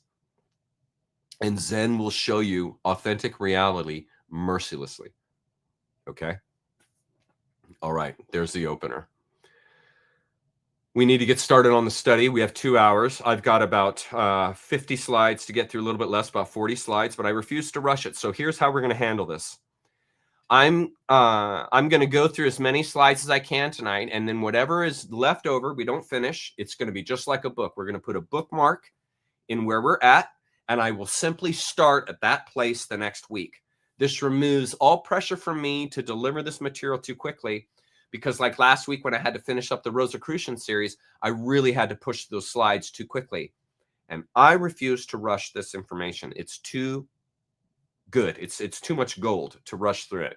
And so we're just going to take it on that pace. And I'm going to check in with you guys in comments here in a minute or two. I want to get going on the series. I'm going to check in with you guys in a minute or two, and then we'll keep going. And then we'll just pace it as it goes, just like reading a book. So some days you read it faster, some days you read it slower. That's where we're going to go. There's going to be any pressure to get this done. Okay. You ready? Here we go. Who was Alan Watts? Born on January 6, 1915 in Chislehurst, Kent, England, Alan Wilson Watts entered a modest middle-class world at Rowan Tree Cottage. His father, Lawrence Wilson Watts, worked as a representative for the Michelin Tire Company's London office, a practical man in a burgeoning industrial era. Now, notice his father. This is what I want you to pick up on. I'm giving you the clues as to what seeded the book. That's the point of this prelude here, is to seed the book. So the influence from his father was practical, pragmatic, hands dirty approach. And what you'll find in the book is that's the way the book is written, in a practical, pragmatic, hands dirty approach. That's the beauty of Zen, is you get your hands dirty. And so this influence came from his father. His mother, Emily Mary Watts, was a housewife whose family roots in Eastern missionary work profoundly shaped young Allen's worldview. The Watts were devout Christians with ties to evangelism in Asia, exposing Watts to tales of the mysterious Far East from an early age. And so it was his mother, it was Allen's mother, that had this huge Eastern influence on him. And this is really where it all began, with his father's practical, pragmatic, hands dirty approach, and then this Eastern mysticism kind of idea that's coming out of his mom, who is receiving gifts from people, from missionaries that are overseas. And so he has this huge Eastern influence and this huge Western influence from his mother and father. And you begin to see how this formed in Allen. As an only child in a financially constrained household, Watts roamed the English countryside, memorizing names of wildflowers and butterflies, fostering a deep appreciation for nature's intricate patterns, a theme that would later echo in his interpretations of Taoism and Zen. And this is how Allen realized God, was through nature and beauty. And as I told you guys last week, the eyes are the scouts of the heart.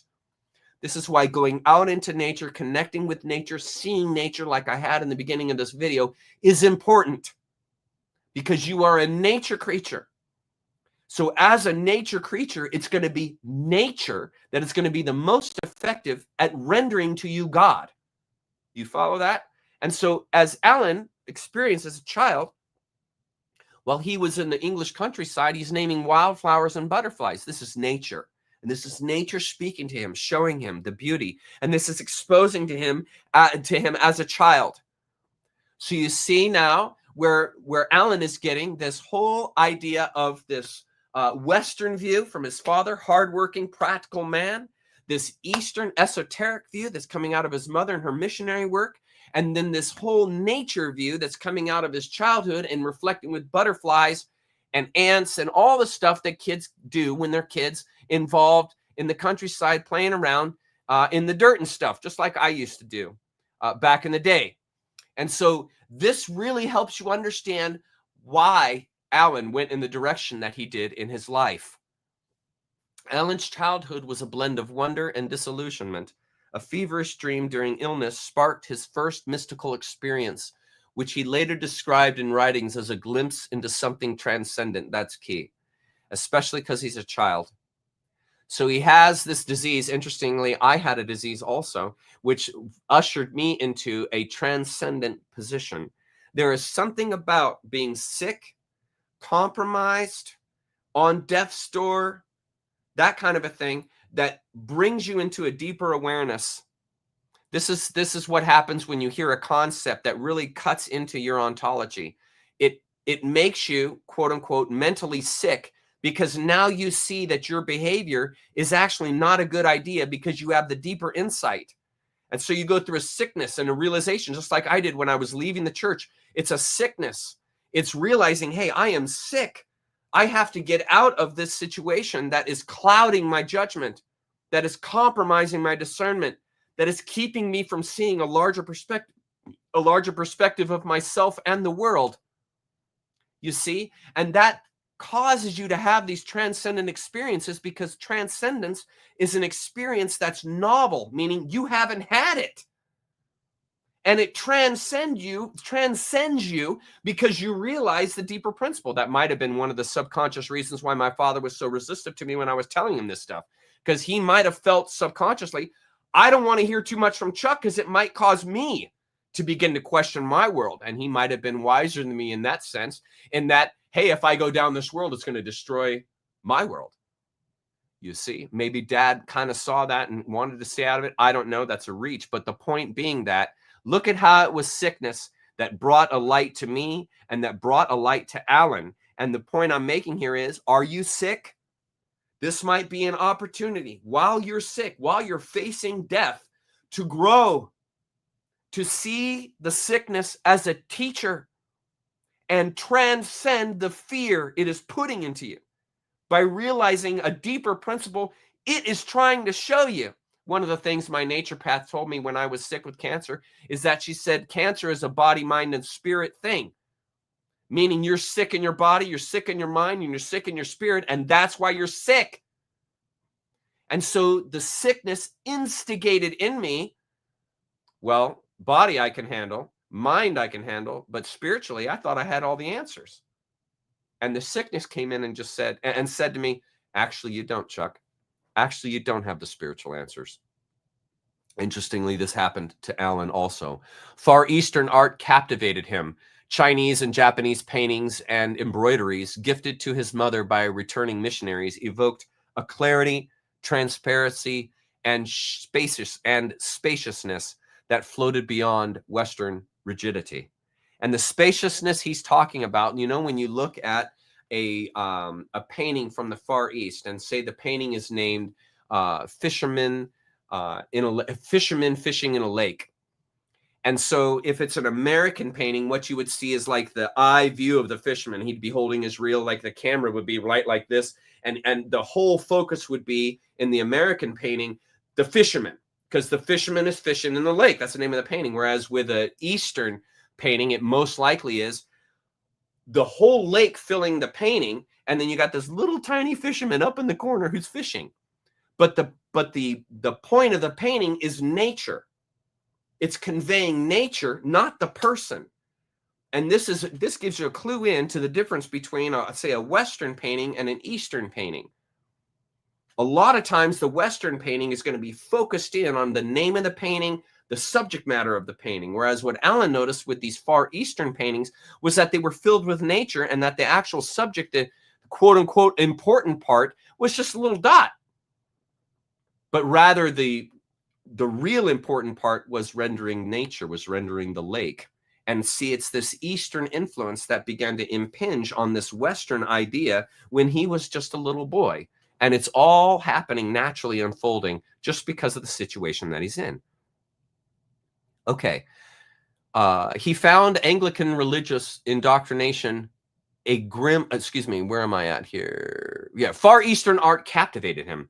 Chinese and Japanese paintings and embroideries gifted to his mother by returning missionaries evoked a clarity, transparency, and spaciousness that floated beyond Western rigidity. He found Anglican religious indoctrination grim and maudlin, which means self-loathing. How many times have I told you guys that Christianity causes self-loathing? Clashing with these exotic influences. At boarding schools, emphasizing muscular Christianity. Isn't that a good term? Muscular Christianity. Watts excelled academically, but rebelled inwardly, botching a scholarship to Trinity College, Oxford, with an essay deemed presumptuous. His early defiance, and here's another clue to the book, his early defiance hinted at his lifelong aversion to institutional constraints. Where is my, there, institutional constraints.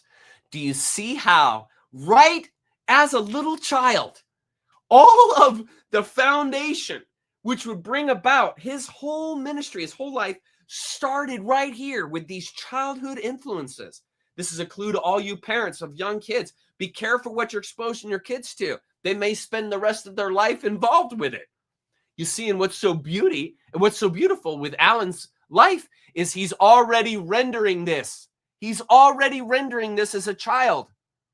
The dichotomy of East and West, the beauty of nature, and seeing God through the butterflies, through the birds, through the flowers, right? This is naturally developing in him, and he's a little tiny child. And then what is deep inside of him? The rebellion, the resistance that independent thought gifts you, that wide perspective gives you, because you see a larger world. And when you see a larger and larger world, you often can see contradictions within that world. You see, and this brings about change because you have discernment and you know what is best for you. And you can see Alan chasing this by his teens. Watts was an autodidact, that's a self-made scholar, driving into philosophy, psychology, and Eastern wisdom. Folks, he's doing this as a teenager. What were you doing as a teenager? I sure wasn't getting into this stuff. He spent a much better time in his youth than I did. Okay, diving into philosophy, psychology, and Eastern wisdom. Holidays in France with Francis Croshaw, a wealthy Epicurean and Buddhist enthusiast, forced a pivotal change or pivotal choice. And here was the great bifurcation of Allen's life: Anglicanism or Buddhism. He chose the latter, marking the start of his Eastern path as he spent his time after school at the Buddhist lodge reading philosophy and historical texts. I mean, this dude, as a teenager, is going to the Buddhist lodge. How many of you were doing that? Very few. And by involving yourself in Allen through his books, you then get access to the wisdom and knowledge he gained by going this direction. This is the beauty in reading his books, is that you can entertain the very same thoughts that shaped him, that drove him as a young man. Brilliant. Absolutely brilliant. Okay, next slide. A rogue scholar, Allen's life unfolded like an ocean wave finding its way to shore. In his wake, he brought a blend of serendipity and intellectual hunger.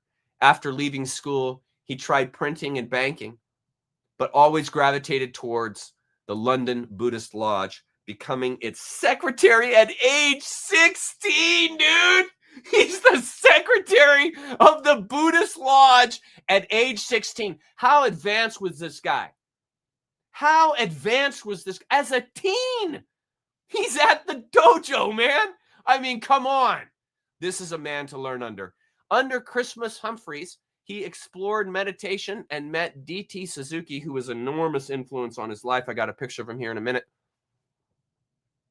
At the 1936 World Congress of Faiths, igniting his Zen fascination. His first book, The Spirit of Zen, in 1936, written at age 21, was an enthusiastic but self-admittedly unscholarly popularization of Suzuki's ideas. That's many of the way that I feel about my book. It's not scholarly, but I'll do a better job, so I'll write it again, but I feel the same way about the first book that I wrote. In 1938, Watts married Eleanor Everett and immigrated to the U.S., becoming a citizen in 1943. He briefly pursued the Anglican priesthood, earning a master's in theology at Seabury Western Theological Seminary, where he fused Christian mysticism with ancient philosophy. Do you see it already coming out? It's already coming out. It's already coming out. I'll never forget when I started taking magic mushrooms, I was always trying to fuse Christianity to the hallucinogenic experience. I was always trying to fuse these. I was trying to connect the two. And that's exactly what's going on here with Watts. He's trying to connect the Christian mysticism with ancient Asian philosophy, you see? And these types of comparing and contrasts are what basically navigated his entire authorship with this book of The Way of Zen. I mean, it is a comparison of dichotomies. It's a comparison of East-West. And you can see this was already developing in Allen as a young man. Okay, finding in works like Behold the Spirit, his first book, finding religion intellectually bankrupt and mentally scarring, he left the priesthood. That's exactly what happened to me. Intellectually bankrupt and mentally scarring. That's exactly how I felt about Christianity and feel about Christianity. It's exactly how I feel. Intellectually bankrupt and mentally scarring. He left the priesthood in 1950, involved in personal scandals, including an affair. He was described by Jean Burden, his concubine, as a very hard man to love, but fascinating. Okay, next slide. The 1950s marked Allen's vocational ascent, joining the American Academy of Asian Studies in San Francisco in 1951. He taught alongside Saburo Hasegawa, mastering Chinese calligraphy and Japanese arts while delving into Vedanta, quantum physics, cybernetics, and semantics. Boy, awesome. His KPFA radio broadcast from 1953 built a devoted audience, blending philosophy with wit. Influences like Carl Jung, whom he met in 1958, and psychedelics like mescaline and LSD expanded his vision, always viewing hallucinogens as tools for insight, not ends. And I just find it so amazing how many parallels I have with him as far as drugs are concerned. I find that really amazing because I've had a lot of the same epiphanies as him on drugs. Okay, so continuing here. This confluence of philosophy and wit and hallucinogens led to The Way of Zen in 1957. I have a similar story of my book. Published at age 42 by Vintage Books.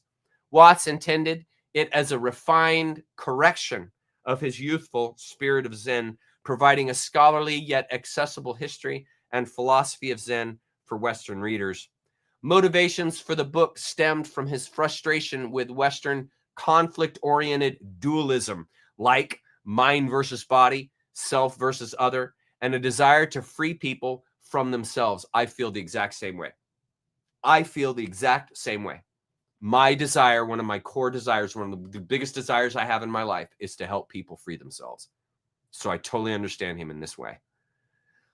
He saw Zen as a way of liberation, as do I, synthesizing Taoism, Confucianism, and Buddhism post 700 CE in China, emphasizing practical spirituality in daily life. And you guys know that. You guys know that I'm all about practical matters. I'm all about practicality.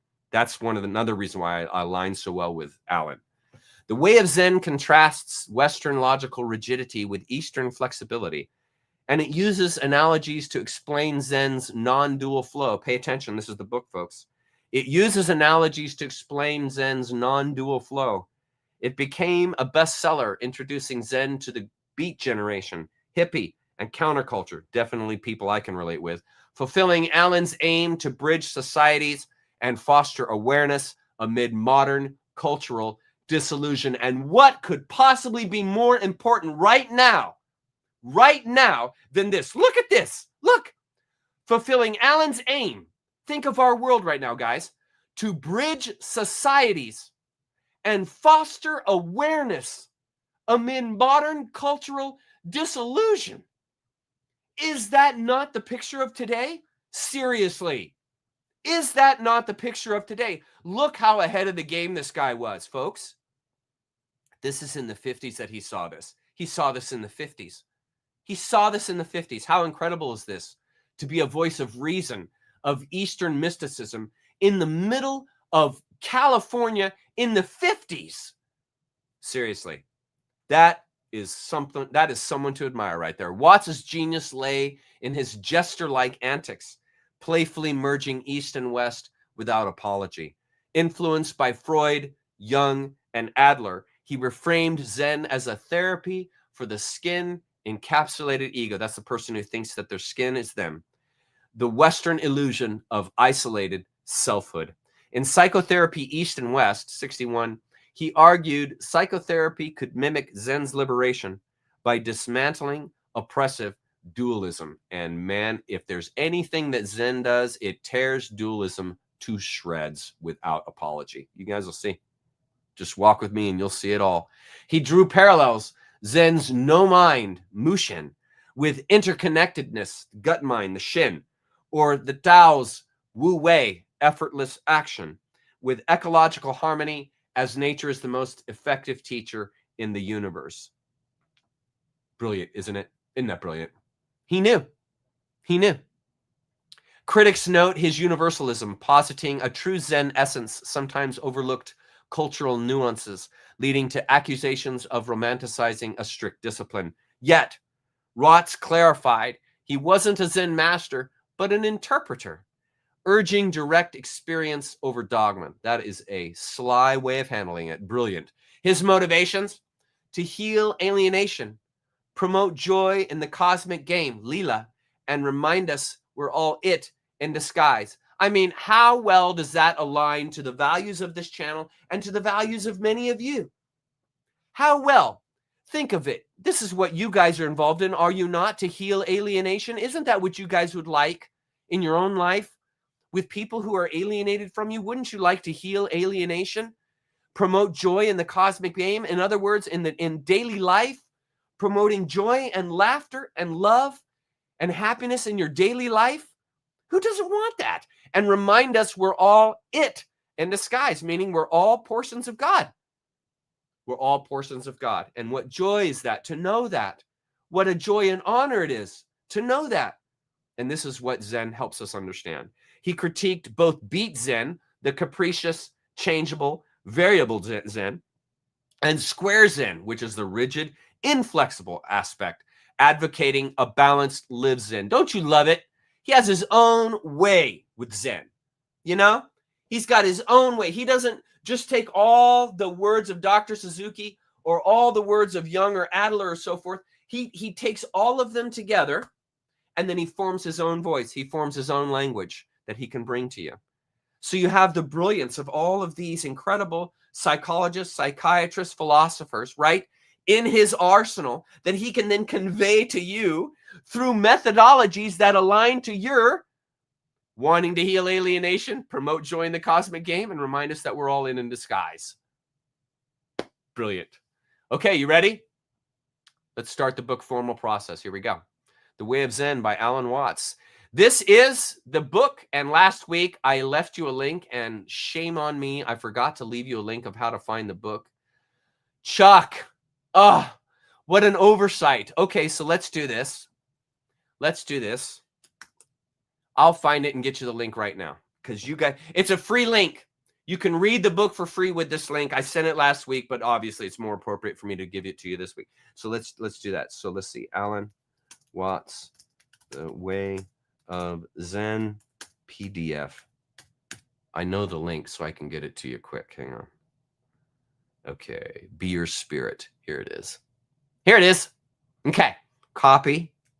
And I'm going to put it in comments. You guys can copy and paste the comment. Here, comments. Here. There's the book. There. Here. There. Right there.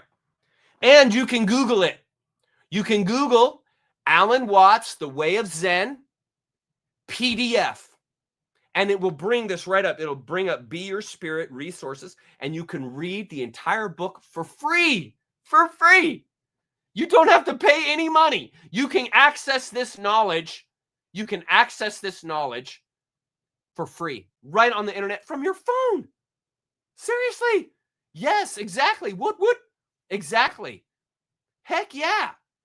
Heck yeah.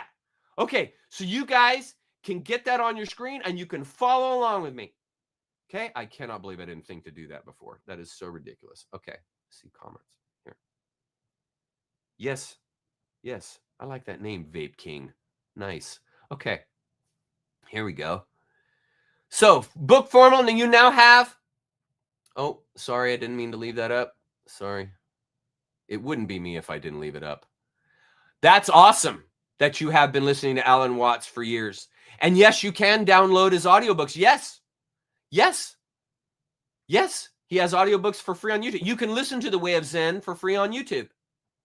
Okay. All right, here we go. Moving on. Here we go. First page, preface. Zen's popularity isn't accidental or exotic, but stems from its alignment with emerging Western paradigms that challenge traditional dualisms like mind, matter, subject-object. Those are conflict-oriented ideas. In the mid-20th century, the West was grappling with relativity and uncertainty like Einstein's space-time or Jung's individuation.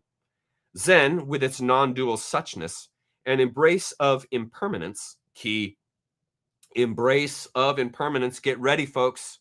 Don't let that cause you anxiety. Embrace of impermanence offers a philosophical kinship to uncertainty. This is so critical. Offers a philosophical kinship to uncertainty. And how many times have I told you guys, we're all waves.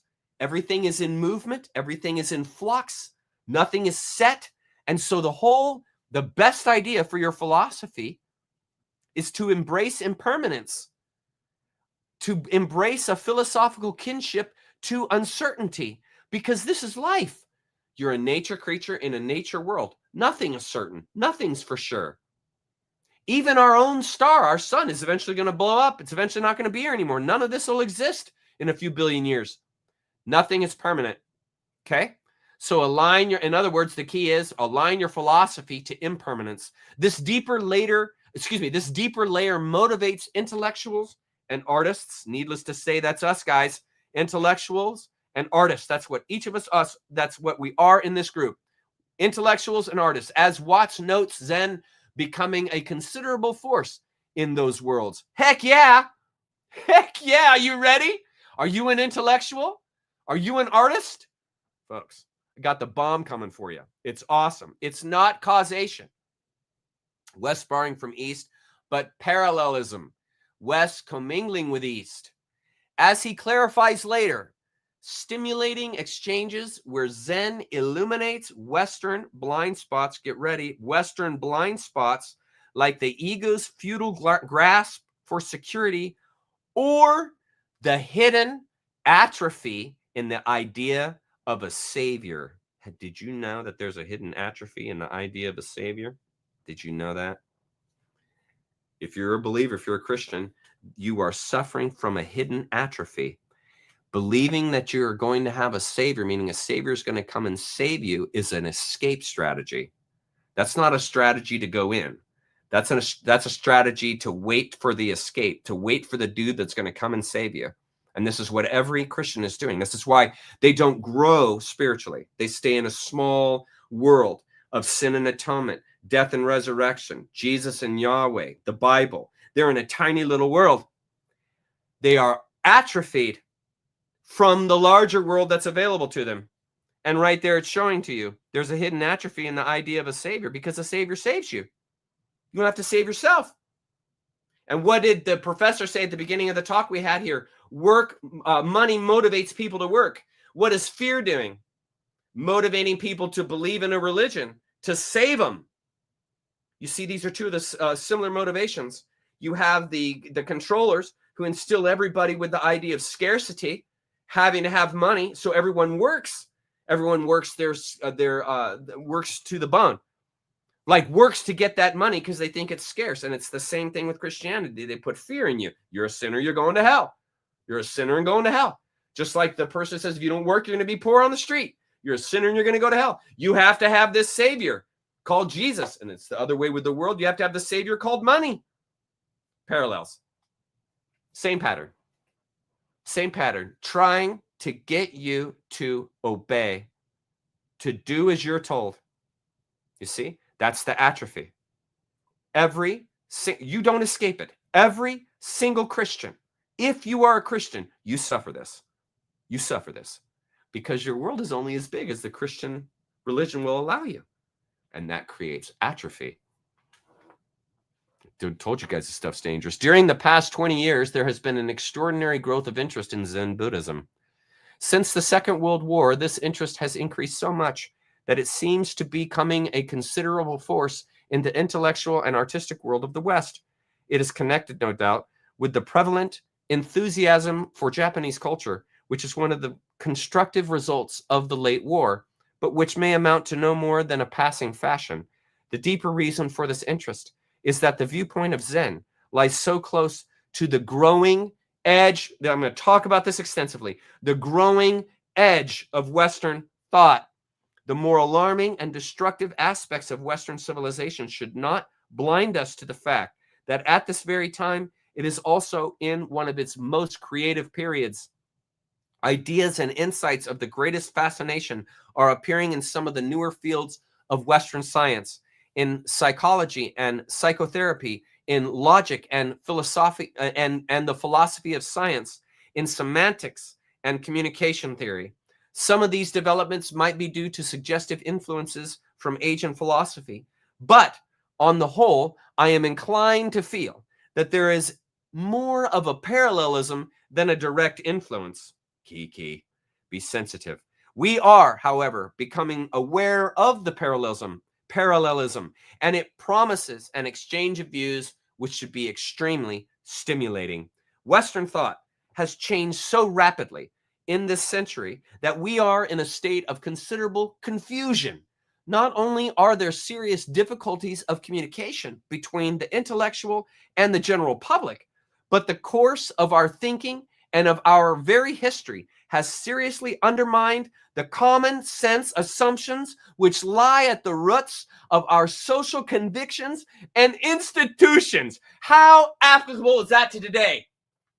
How well did he just describe today? This is the key. This is the key of the atrophy. Notice that we haven't grown. There's your key to knowing that it's atrophy. We haven't grown.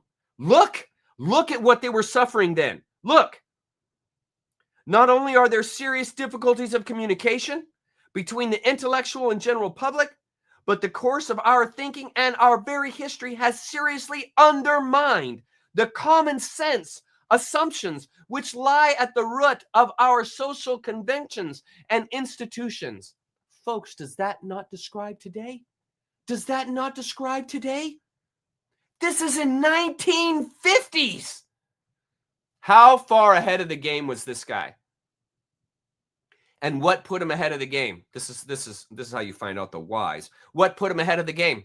His influence of his father, his influence of his mother, his influence of nature, his influence of God. Started at a young age. He's at the Buddhist ashram. He's there at 16, folks. He's not only there, he's the secretary. And look at what he sees in society. The very same things that we see, that we experience right now. We are experiencing this right now. How appropriate is this book, my friend? How appropriate is this book to modern times right now? Setting it up for you. Look at this. The term growing edge. Remember I said we're going to talk about it? The term growing edge is a metaphor for the frontier or vanguard, the dynamic, expanding boundary where ideas evolve and break through. That's the growing edge. That's the cutting edge. That's what I am talking about on this channel. The growing new consideration for the world. No longer approaching the world as sinful and fallen. No longer approaching the world as happenstance, chance from a lightning bolt. None of that. Stop that. You see, and that's what this is pointing towards, the dynamic expounding boundary where ideas evolve and break through. And that is what we are doing on the internet, is it not? We are breaking through in our understanding and knowledge, and we are learning about the world and how it has been compromising us. Has it not? We are clarifying the situation. It is the edge of intellectual advancement where established thought meets the unknown, pushing into new territories. Think of it as the cutting edge of a blade, sharp and pioneering, or the growing tip of a plant, organic and vital. What is this group? What is this group? We are the growing edge, are we not? We're some of the few people, I'm sure many of you are like this, that aren't doomers. We're on a cutting edge, on a different idea. You got so many people that are all doomers saying that we're all screwed, we're all going to die, they're going to kill us all, we're finished, and it's happened so many times in our past, and we're just going to do it again. That's the same old, same old. Shrunk consciousness in those people. Shrunk consciousness. They're taking on the assumptions, the lies that are being put into us by the controllers. Small world. Here we are again. Small world, golf ball size world. You got to expand outside of that. Think past that. Think to the deeper influence, the deeper truth that is right there available to you. And it is in these words that we can find this kind of a thing. Continuing. Okay, Watts implies the periphery of conventional Western knowledge where rigid certainties, isn't this not the West? Listen to this, where rigid certainties dissolve into relativity and interconnectedness. And this is the key. When you have the certainty, you see, it's harder to interconnect because you got the certain, you got it, you got that sphere figured out. So it's not going to gel really well with the other spheres. It's all hard. You need grapes, so it's all smushed together, right? And you get the wine out of it. This is what Zen is. Interconnectedness and relativity. This is the teachings of Zen. This edge is of the collective Western mindset, philosophical, scientific, and cultural horizons broadening amid crisis. What are we doing right now? Our cultural horizons are broadening amidst crisis. Are they not? Have you guys been seeing the peace in the Middle East? Are you seeing the cultural horizons expanding?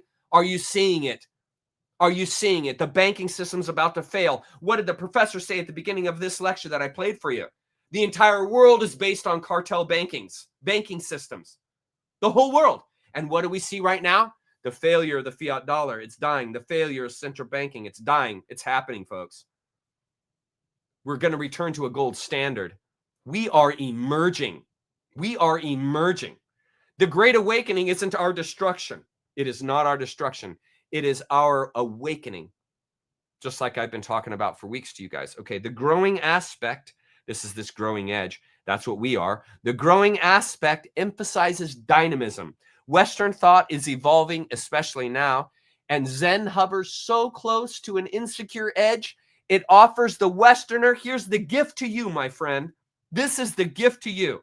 It offers the Westerner a complementary view of crisis that can accelerate and enrich what is already familiar to the reader. And what did I just say to you? It is right there. The truth is right there. You just have to see it.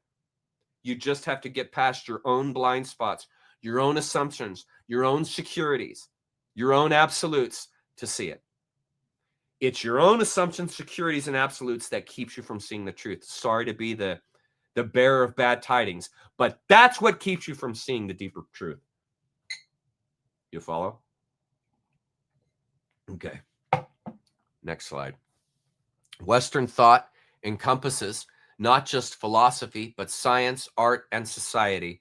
The West is alarmed in its destructive pressures like nuclear anxiety or corrupt governments. I mean, is that not our world? Nuclear anxiety and corrupt governments, yet it is creative in innovations and courageous in its economics, to the point of fault, is it not? Watts sees this as dualistic and egocentric. It's the dominator. It's the dominator. I wrote a whole chapter in my book on the dominator. Read it. It's available for free on my website, on my YouTube page. The dominator, contrasting with Zen's, here, look at Zen, holistic partnership flow. Zen is not dominator. It is a partnership setup, yet ripe for synthesis due to its relevancy to a society that has gone insane. Has our society gone insane?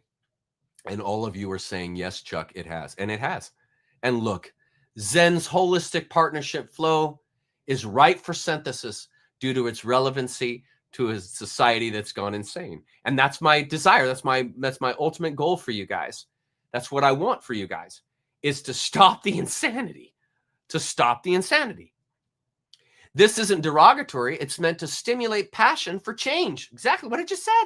Allen celebrates Western vitality, positioning Zen as simply a dialogue partner rather than a superior alternative. Please keep that in mind. Remember, Zen is a discourse. It's not a set of directives. Its true draw is its proximity to Western innovation's forefront, where old absolutes crumble, inviting a joyful embrace of change, submersion into the void, and new identity concepts for oneself and the collective. Talk about timely. Is this not timely? Is this not timely? Here are our tools for analysis as we continue. Parallelism as a bridge. When analyzing the chapters of this book, note resonances like the Tao's flow with quantum fields without forcing influence. Foster in yourself a similar stimulating exchange as Watts urges, okay? Tolerance. Allow new thought. Don't be afraid of a new idea. Don't be afraid of someone who says there's no need for Jesus. There's no need for Allah. There's no need for religion. Don't be afraid. Don't let that turn you off. Don't let yourself be controlled. Allow yourself to stay in that place, keeping a lucid mind without going crazy. And say, okay, why do you say things like that, Chuck? Why do you say things like that? And this kind of stuff, this kind of dialogue will elucidate that to you. Relativity and the void. Western confusion mirrors Buddhist dukkha, suffering. The confusion is suffering. Have you thought about that? Our confusion in the West is suffering. Equate it to suffering, then you'll better understand how Zen can help, because Zen eliminates suffering. Okay. Zen's delight in uncertainty is an exit strategy. See yourself in of divine process, not a fixed entity like a sinner or happenstance, or pre-written script like the elect, the chosen, or the saved. That's why you don't want to take on that identity. You don't want to be a part of the elect. You don't want to be a chosen one. You don't want to be saved. You ever thought about that? That's called being relative to the wonder that you are in. You are not elected. You are not a chosen one. You're not saved. These are things that distract you from the deeper insight. Beyond fashion to depth, Watts warns against superficiality, so question your motivations. Is your interest in this Zen a passing fancy or to foster transformation? We'll use that backdrop to better probe Zen's practicality for you. And finally, dynamic evolution of thought. Ideas grow at the edge. Zen accelerates Western maturation because it bases no dependence on absolutes. Zen is the antithesis of the Western mind. That's a heavy statement. Zen is the antithesis of the Western mind. And I'm sure a lot of you are thinking, a lot of you Westerners are thinking, thank God, because the last thing I want to be in is a Western mind, because the Western mind is confused. The Western mind is taken with fear. The Western mind is obsessed with science. The Western mind is obsessed with religion. You know, is it not? And that causes craziness. Okay, next page. I'm going to read this page on the right after I read the church letter, which is going to be amazing. This page continues Watts's diagnostic of Western existential disorientation, pivoting to Zen's affirmative stance towards the great void. And how many times have I asked you guys, what is your existential orientation? Right along the line, man. This book is right along that same mindset. Watts uses metaphors, sayings, and parallels to illustrate how Zen transforms terror into delight, emphasizing liberation from clinging to absolutes, because there's no liberation clinging to absolutes. Western thought's dissolution into certainties like fixed laws, fixed identity. Pay attention. Fixed laws, fixed identity, and fixed history, don't you know, has licensed itself. This is what the West has done. It has licensed itself as irrelevant to a universe which is more and more resembles the Buddhist principle of the great void. Watts recognizes this as frightening, a trackless ocean of relativity. Don't you see it? Because we are normalized to absolutes, are we not? We're normalized to security rather than tempered by unknowns and insecurity. Isn't that an insightful statement? Look at that. We have been normalized to absolutes, have we not? This is why everyone's looking for the final answer. This is why everyone's looking for the key person to know. They got the answer. They got the thing. You see, and this creates anxiety. The key is to be tempered by the unknowns and insecurities. You see, to not be afraid, but be tempered by the things that bring you anxiety. This begins to change the perspective of anxiety, begins to change the perspective of your situation, when obviously you begin to see it as a possibility for change to grow and become. See, Zen celebrates this. Watts's overall intention here is therapeutic. To reframe the void not as nihilistic emptiness. This is key for all you folks that think this is nihilism. It's not. To reframe the void not as nihilistic emptiness, but as a boundless density of freedom. Have you ever thought of the void as density, as boundless, endless density, rather than boundless, endless emptiness? This begins to help you understand why all of the universe is an opportunity. It's an opportunity. It is filled with energy. It is filled with essence. It is filled with possibility. Is it not? This echoes his life, Alan's life, of rebelling against American rigidity, embracing Eastern fluidity amid personal upheavals. And boy, did he have them. And leaving the priesthood in 1950. Now, we will break right now, and I'm going to go answer some questions if there are any, and then we're going to read his letter of resignation from the church, which is maybe the greatest letter ever written in the history of mankind. How we doing in comments? If you've got questions, put them in all caps, and I will find them. Yes, I agree. Yes. Nice. Didn't know that. Nice. Twain wrote some good stuff. He wrote some interesting stuff too, but he wrote some good stuff. See what I'm saying? See what I'm saying? I'm telling you, a lot of the existential crisis that's coming right now is because people are realizing, I'm not going to continue to live in the world that I've been in. I'm not going to continue to work for this employer that's a complete leech. I'm not going to continue to work for this institution that is feeding people crap, that is harming them. Like, I'm not going to continue with this religious institution because I see it just leads to anxiety. It just leads to self-loathing. You see? And people are waking up to that. And this is exactly what happens, Survive and Thrive. Exactly what you're saying. I got to figure it out. I did the same thing, brother. I left a secure job, retirement, medical. I walked away from it all. And I'm not saying everyone has to do that. I'm saying this is the kind of effect that can happen with people when they read books like this. Seriously. Okay, questions?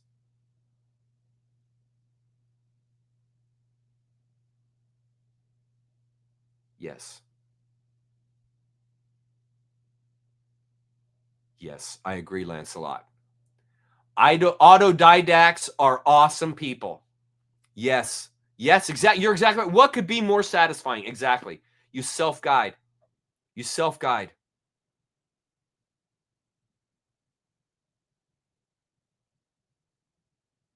Controlled by fear. Yes. You're on it, Stacy. Cat kiss. Oh, you're talking to Survive and Thrive there. Sorry. Good. It's good when you guys put at Lance Dufresne, at Cat Kiss, at Meditation Survive. That's good. That helps me know it's not to me. Yeah, I've got the best chat in the world, Survive and Thrive. I've got the best chat in the world. I got the best chat in the world. Yeah, I get it. I understand, Philip. I understand. I understand. You have to take it one bite at a time, my friend. Yep, I understand. Just because we're mentioning Western corruption right now doesn't mean that the East doesn't have any. Of course, that's just balanced thinking, Philip. Thank you.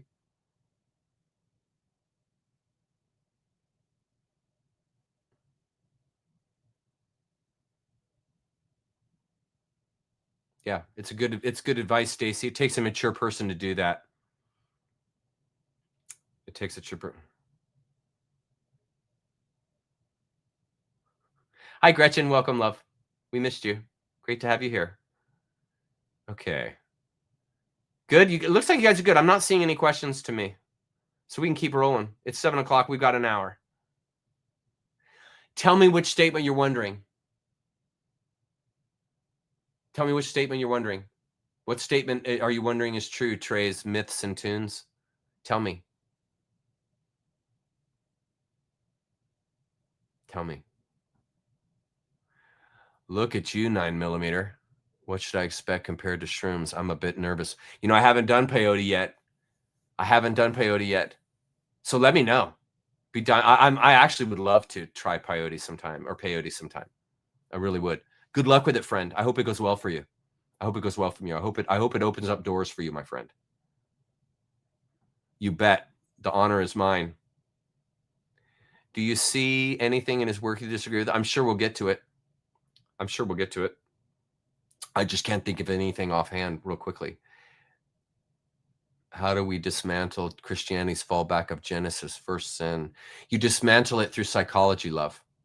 Carol, you dismantle Christianity, Islam, and Judaism, Western religions. You dismantle them with psychology. They tell you right on the front end they're inappropriate. They tell you right on the front end because they orient you to fear. They orient you to thinking and acting like a servant, asking permission, seeking approval, and expecting reproof. You're going to hear me repeat those repeatedly. Those are Joseph Campbell lines. And the reason why is it helps you see that when you're in the mentality of a religion, you're in the mentality of a slave because you're living in the camp, the farm that the religion handed to you, meaning the world. So if you're in that religious notion, you think that the world is composed of what the religion tells you it is. And that's not true. The world is much larger than any religion. It's much bigger than any religion could ever possibly be. You see, and it's those kind of things right on the front end that you can see right through the illusion. You can see right through all the fake salvation, right through all the loathing being put onto you and being a sinner in a fallen world, and the world is doomed, tribulation is coming, only us are going to get saved, all the rest of the people, F them, they're all going to die and go to hell. It really causes this kind of whack sideways thinking in the individual because they think the world is inside this little golf ball of their religion. They really think it. They really think it's the end all be all. That's why they just read one or follow spiritually just one book, the guidance of one book, because it has all the facts in it. You see, these people are caught in an illusion. They're caught in a smaller world than it actually is. facts matter and words matter on the how you convey. Exactly. Okay. Thanks, Stacy. What you got, love? Can you speak a bit more to what you mean by density of the void? I have always felt that the void is full of energy or ether. You got it right there, Stacy. You got it. I never thought it was empty. It's not empty. Density is throwing me off a bit. Yeah, it's dense with the monad. It's dense with the ether. It's dense with opportunity. It's dense with energy, meaning on all levels, metaphorically, metaphysically, physically. You know, that's the energy aspect of it. If you look at the Voyagers, they just left the Oort cloud, and what they're finding is everything outside the influence of the sun, which is what creates the Oort cloud, it's actually dense. There's actually theory that when you leave the Oort cloud and the vacuum of emptiness that poses the orbiting planets, right? It's actually dense. It's not a vacuum. It's dense. I've even heard scientists claim that it's warm. That outside the vacuum of space, of meaning the Oort cloud, that it's warm, and that the reason why there is a vacuum here is because of the sun pushing out. The density of the sun, the mass, the coronal mass, the particles and waves that are coming out of the sun create this cloud, this sphere of emptiness, which is just the planets here that we got and so forth.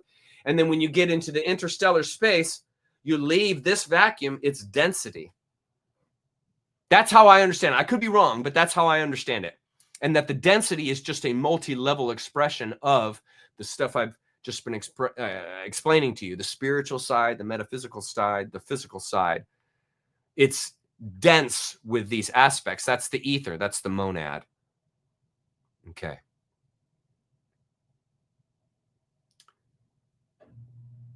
I just quit my job. Such a relief. Yeah, I hope you've got another plan in place, but I totally understand what you're saying. I absolutely understand what you're saying. Okay.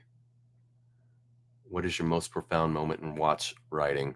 I wouldn't ever put it down to a profound moment. I would just say in the reading his book, The Way of Zen, was probably the most profound experience I had with his work. Back to media assets. Here we go. Let's continue with the lecture. Where are we? Yes, we're reading okay, so Watts resigned from the church, the Anglican Church. This is what he wrote. This letter explains, this is Watts talking to all the Christians that he's involved with at this seminar or in his work.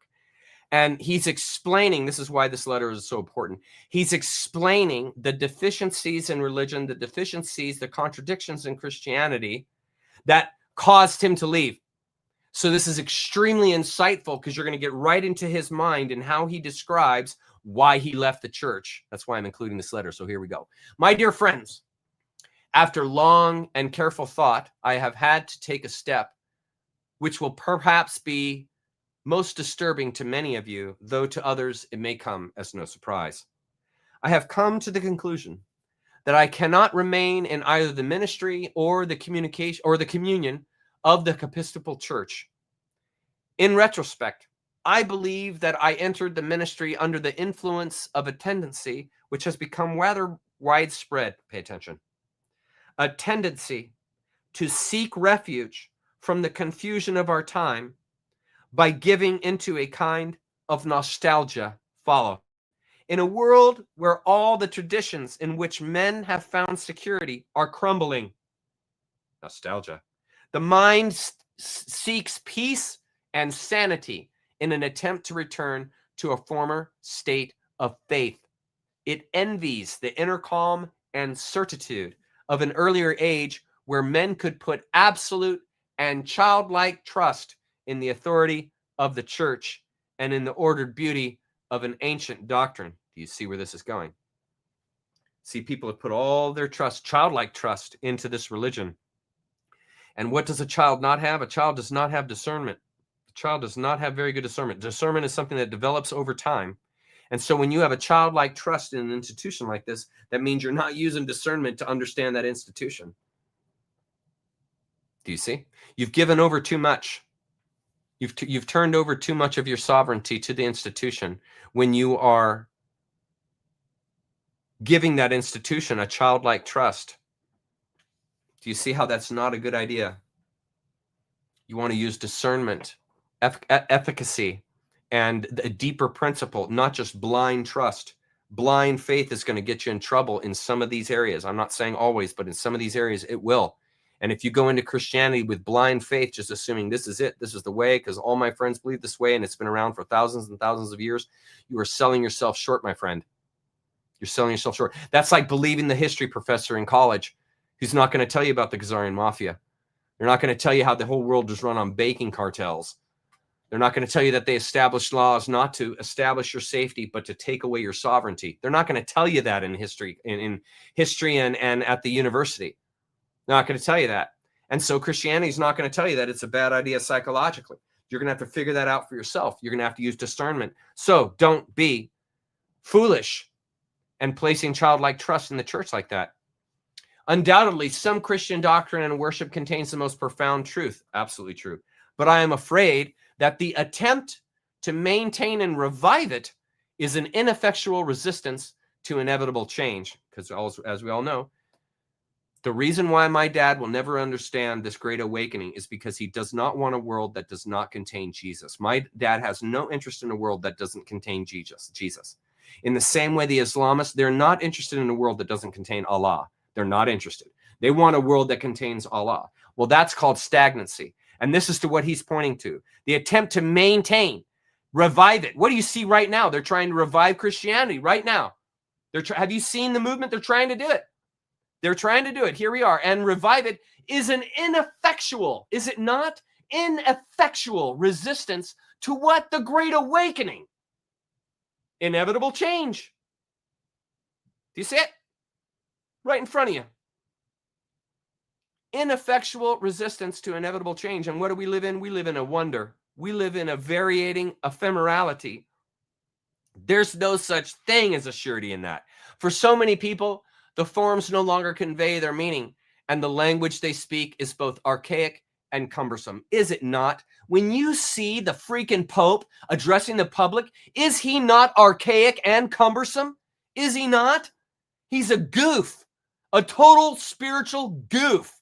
Others want to believe and try to convince themselves that they do so, but their faith has that hollow, self-conscious, so characteristic of the modern convert, hollow and self-conscious, since the mind is acting a role untrue to its inmost state. How's that for insight?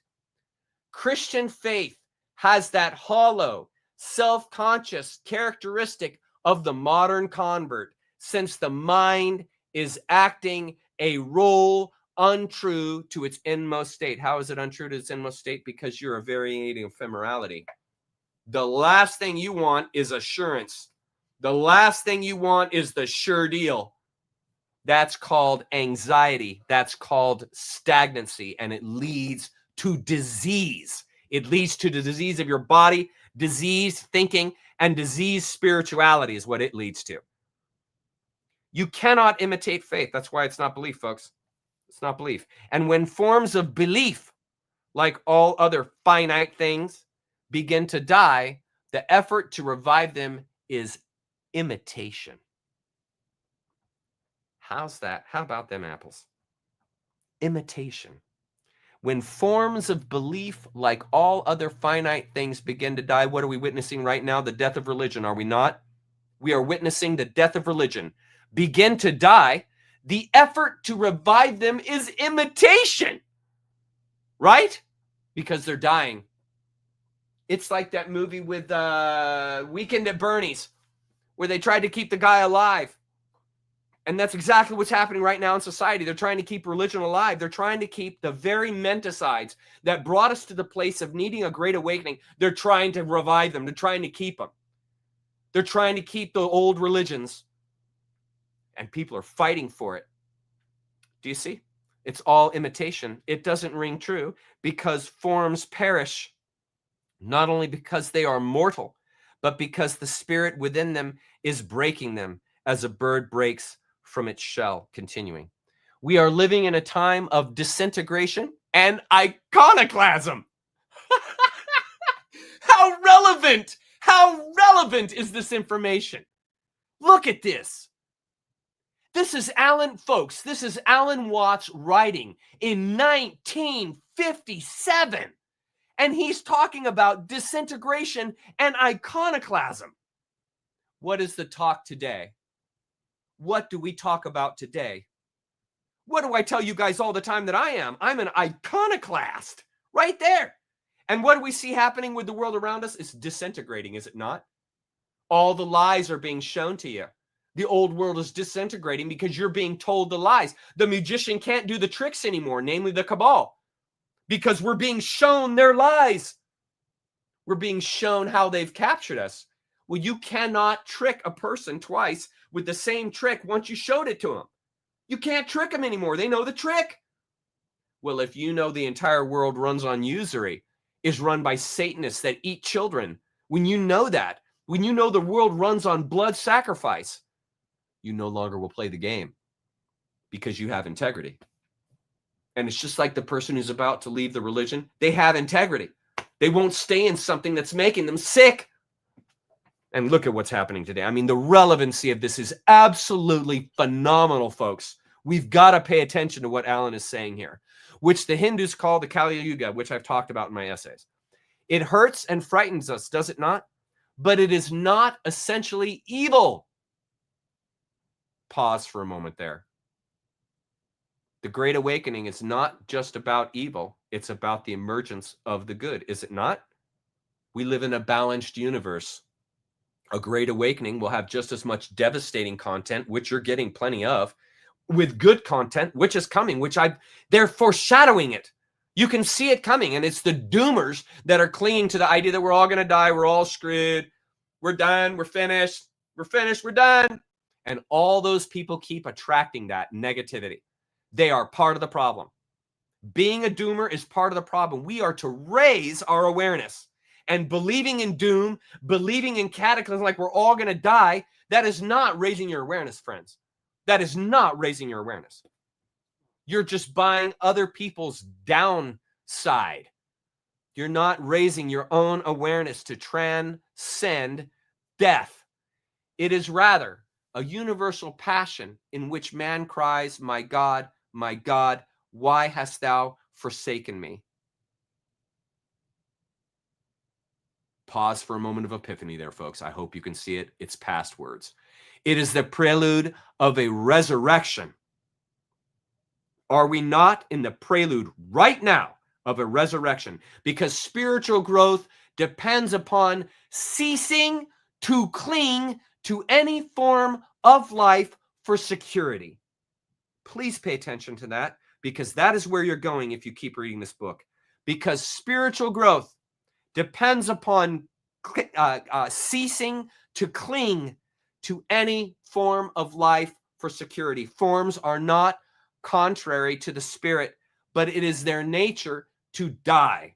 Their transiency is their very life. Do you understand that, folks?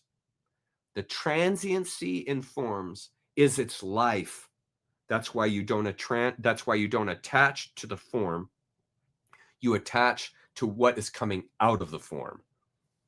You don't attach to an icon. You attach to that which the icon exudes. The wonder.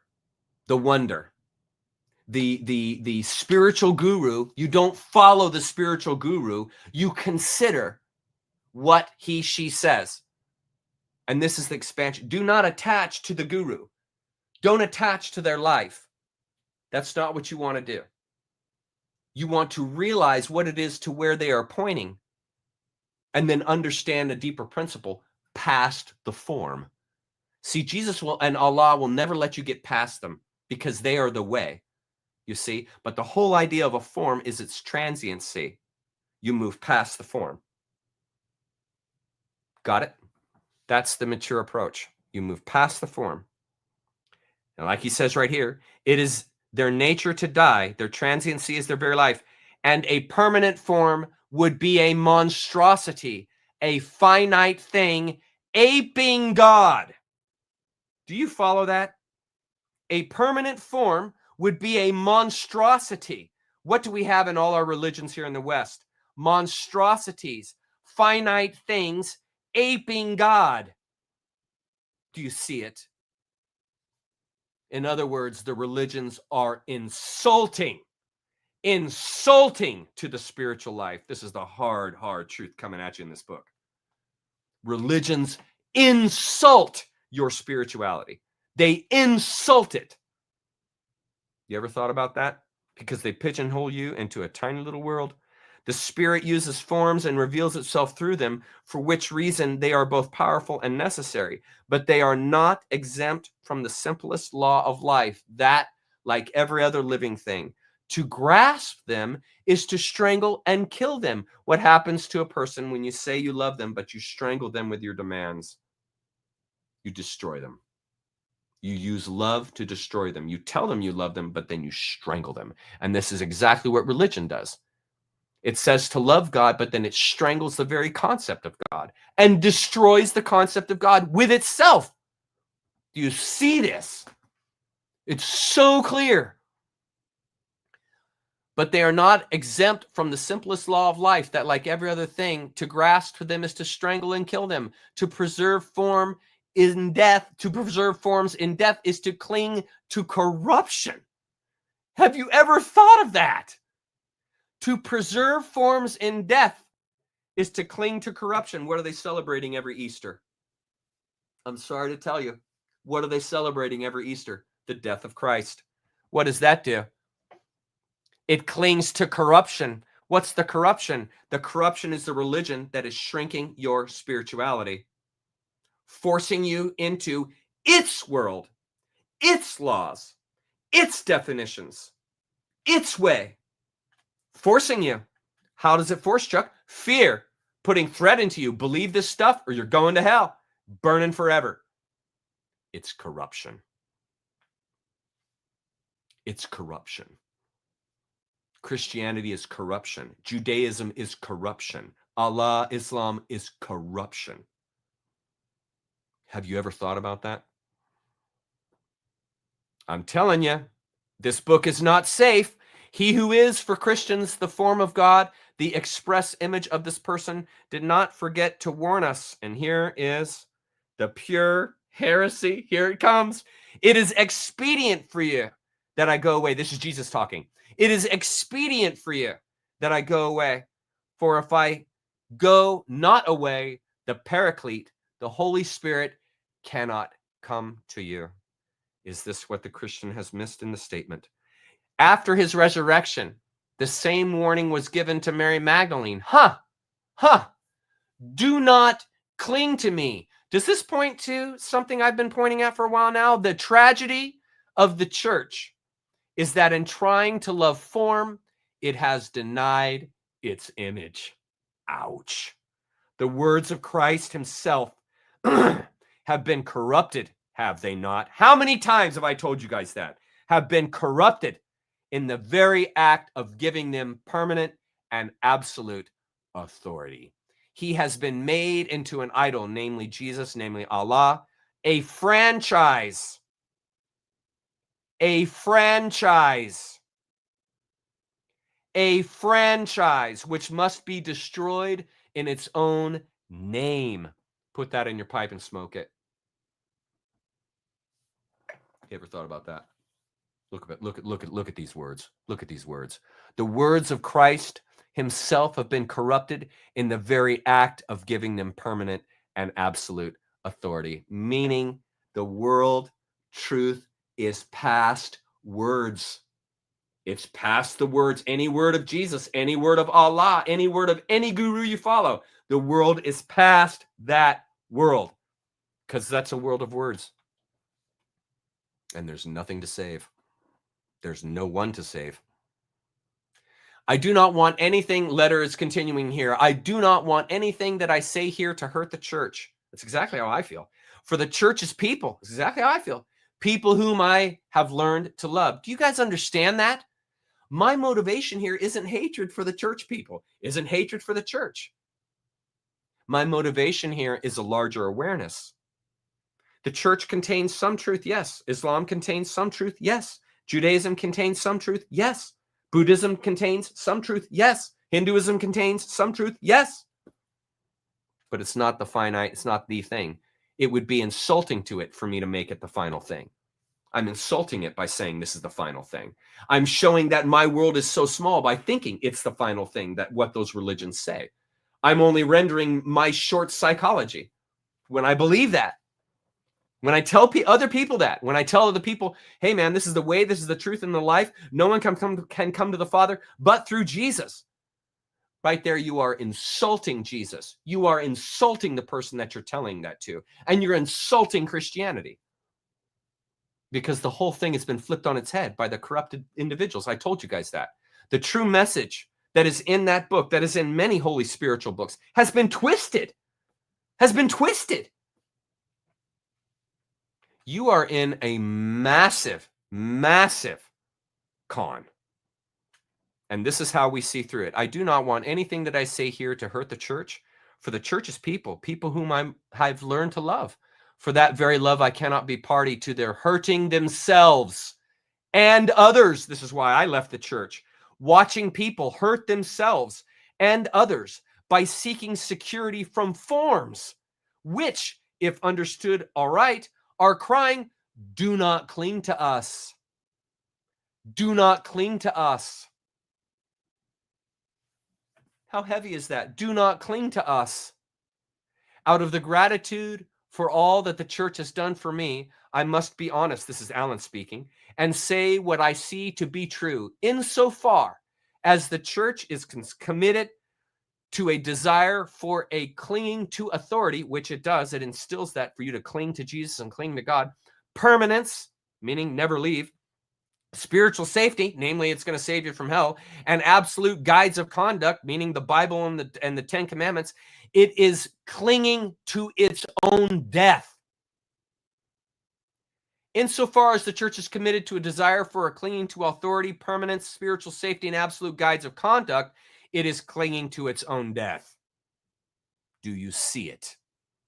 This is what every professor at every seminary does not see. You, as the common man, like you and me, the common people that are not educated, we can see it. The educated one, the degreed one, doesn't see this. They don't see it. Your eyes, in other words, your vision, your clarity right now is clearer than the greatest scholar of Christianity that ever lived. Because you're seeing it clearer than they ever did. They never saw this. C.S. Lewis never saw this. That's why I'm convinced he stayed in Christianity. He never saw these concepts. He wasn't aware of how short-sighted he was. Sorry, but this is showing that that's true. Okay. Continue. Where was I? Here. By such means, belief in God, the hope of immortality, and the quest for salvation become only escapes, running from the inner emptiness and insecurity which most of us feel in the depths of our being when confronted with the loneliness, the transiency, and the uncertainty of human life. But that inner emptiness is not a void to be filled with comforts. It is a window to be looked through. I mentioned that earlier. It is not an evil that life, our own life, flows, changes, and passes away. That's not evil, folks. It is a revelation. It is a revelation. The flow, the changes, are a revelation to prevent us from clinging to ourselves. For whoever lets go of himself finds God. That's called kenosis. That's called kenosis. To self-empty. Where am I emptying into? I'm emptying into God. I am releasing from the corpse body and identifying with that which animates the corpse, which is past words, which you can't see. You see, it's a higher priority. It's a higher calling. It's a higher thought. For whoever lets go of himself finds God. And what do you do when you commit to being a sinner and saved? You commit to your mortality. You commit to the fact that you're going to endure this mortality until you die. And then finally, you will have unreserved relationship to God. In other words, you missed the whole point. You wasted the whole life waiting to be saved. You wasted the whole life waiting for a better world. You wasted your whole life clinging. Continuing, the state of eternal life and oneness with God comes to pass like a miracle. Exactly. Only when, this is the words of a wise man talking here, folks. Only when, not me, Alan, only when we release our grasp on every kind of spiritual security. Do you realize that, folks? The state of eternal life and unopenness with God comes to pass like a miracle only when we release our grasp on every kind of spiritual security. To cling to security is only to cling to oneself. That's your ideas, friend, and perish of strangulation. Who strangulates you? You do. You do. You strangle yourself with the religion. You strangle yourself with belief because you are a faith being. You are a wave. You are a wave. Your true self is a wave. You see? And you cannot put your hands around that. You cannot cling to that. And if you cling to that, you will strangle yourself. And that is exactly what Alan is pointing towards. Continuing. It would be a silly kind of pride to pretend that we can surrender this passion for safety just by trying. Do you see how silly the religions become on the face of it? Silliness. There's no growth there. That's a silly pretending that we can surrender. Oh, sorry. That we can surrender this passion for safety just by trying. It is not effort. It is not effort. There is no try. It is not effort that breaks the vicious circle of self-strangulation. It is an awareness and understanding of its complete futility. And this is why you must see it to leave. This is why. You must see it. You will never have the strength, meaning you will never get past the fear if you don't see through to the trick. You have to see the trick that religion has put on you. And once you see it, you will leave immediately. Remember when I said a couple weeks ago, you will run. When you find this stuff out, you will run in the other direction. You will never stay in the religion. Never. Never. Not if you have any integrity and not if you have any character. You'll never stay. Never stay. Once you see it, you will run. To be aware of its futility is to look through the emptiness within, that window into heaven which affords the vision of God. Much of this, that's a key line, the window into heaven which affords the vision of God. That's the inward search, my friend. The heart, mind. Much of this has a familiar ring to the Christian. Quote, whosoever would save his soul shall lose it. But I have found that you cannot make the point clear within the church as it exists without running into contradictions at every step. The liturgy is cluttered beyond hope with sentiments, prayers, and get this, hymns conceived in the state of anxious grasping to forms. Do they not? I sung hymns my entire life. Are they not obsessed with forms? Just read the lyrics to them and you'll see it. Obsessed with forms. And that is by no means all. During the past years, I have continued my studies of the spiritual teachings of the Orient alongside Catholic theology. And though I have sometimes doubted it, I am now fully persuaded that the church's claim to be the best of all ways to God is not only a mistake, but get this, a symptom of anxiety. And why would the Christian be filled with anxiety? Because they think they're a sinner, and a sinner can't be trusted. They think they're in a fallen world that cannot be saved, that has to be destroyed. This causes anxiety. It causes lack. When I believe I'm a sinner, I bring in lack to my life because I'm believing that I'm a sinner. So I'm responsible for that. Not the religion, me, because I bought the con. I bought the threats of the religion. You see? This is how it works. This is how you get caught. And you become anxious and you can't escape it because you're in the religion. Obviously, one who has found a great truth is eager to share it with others, of course. But to insist, often in ignorance of other revelations, namely the pastor, that one's own is supreme, argues a certain inferiority complex characteristic of all imperialisms. And what are all Western religions? They're imperial religions. It's us or nobody. We are the in-group, and all you are in the out-group. All you Islamists, all you Jews, all you Buddhists, all you Hindus, you're all going to hell. Every one of you is going to hell. That's a tyrant. That's a tyrant. It's anxiety. I'm showing it to you bold-faced clearly. These people's claims that their church is the best all be all and way to God is not only a mistake, but it's a symptom of their own anxiety. And this again points to what I said. If you look just at the face of religion, you will see it. You will see this right on its face, right on its face. These are anxious people. They don't understand. They're living in a delusion. Obviously, one who has found a great truth is eager to share with others, but to insist, often in ignorance of other revelations, that one's own is supreme argues a certain inferiority complex, characteristics of all imperialisms.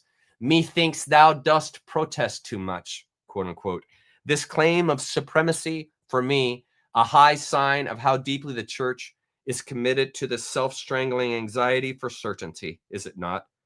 This self-strangulating anxiety for certainty. That's what every churchman wants. Certainty. I want the final answer. I want to know. I want the assurance. And the reason they want all that, why? Because they're anxious. Because they're anxious. That's why they want all those final answers. They're anxious. Church has put it into them. And I cannot support the proselytism, switching from one religion to another, it fosters. Enough said. Next slide. It has been my privilege to know priests of the church who were men of wonderful humility, but whether they intended it or not, their assumption of that office usually becomes, in the eyes of laymen and the general public, a claim to spiritual authority and moral superiority. Beyond doubt, there are priests who speak with true authority and who are morally sound, but to claim such gifts vitiates them, even when the claim is tacit or derivative, is the stumbling block of those who mistakenly cling to authority in their quest for security. Ouch. For true authority says, let go. You will only find God if you do not try to possess it. Pro tip. Attempting to find God is like looking for your glasses while wearing them. How about them apples? You ever thought about that? That attempting to find God is like looking for your glasses while wearing them. And so what is the Christian elitist doing? They're looking for God while wearing their glasses, not realizing they don't need the religion. They don't need all the beliefs. They need faith. And they will not see God until they have faith, till they step away, they step back and release. And this brings about awareness. This is what we are going through right now as a society. I must then do what lies in my power to renounce even implied claim to superiority, whether spiritual or moral. For one reason, such a claim would be untrue.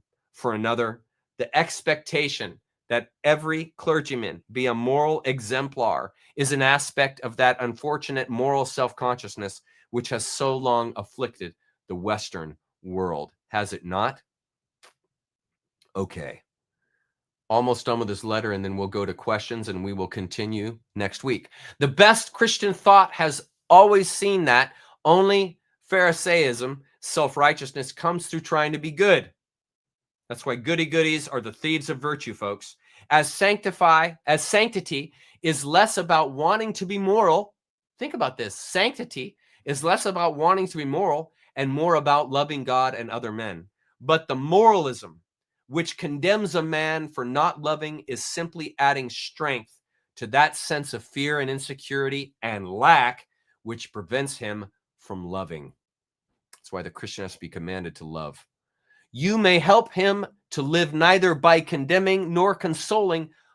That's it right there. You may help him to live neither by condemning or consoling, but by encouraging him to understand and accept the fear and insecurity which he feels.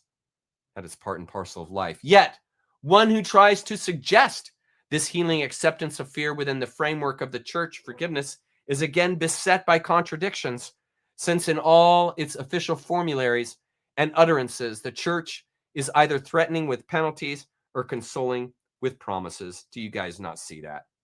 It's right there. I'll live with it forever.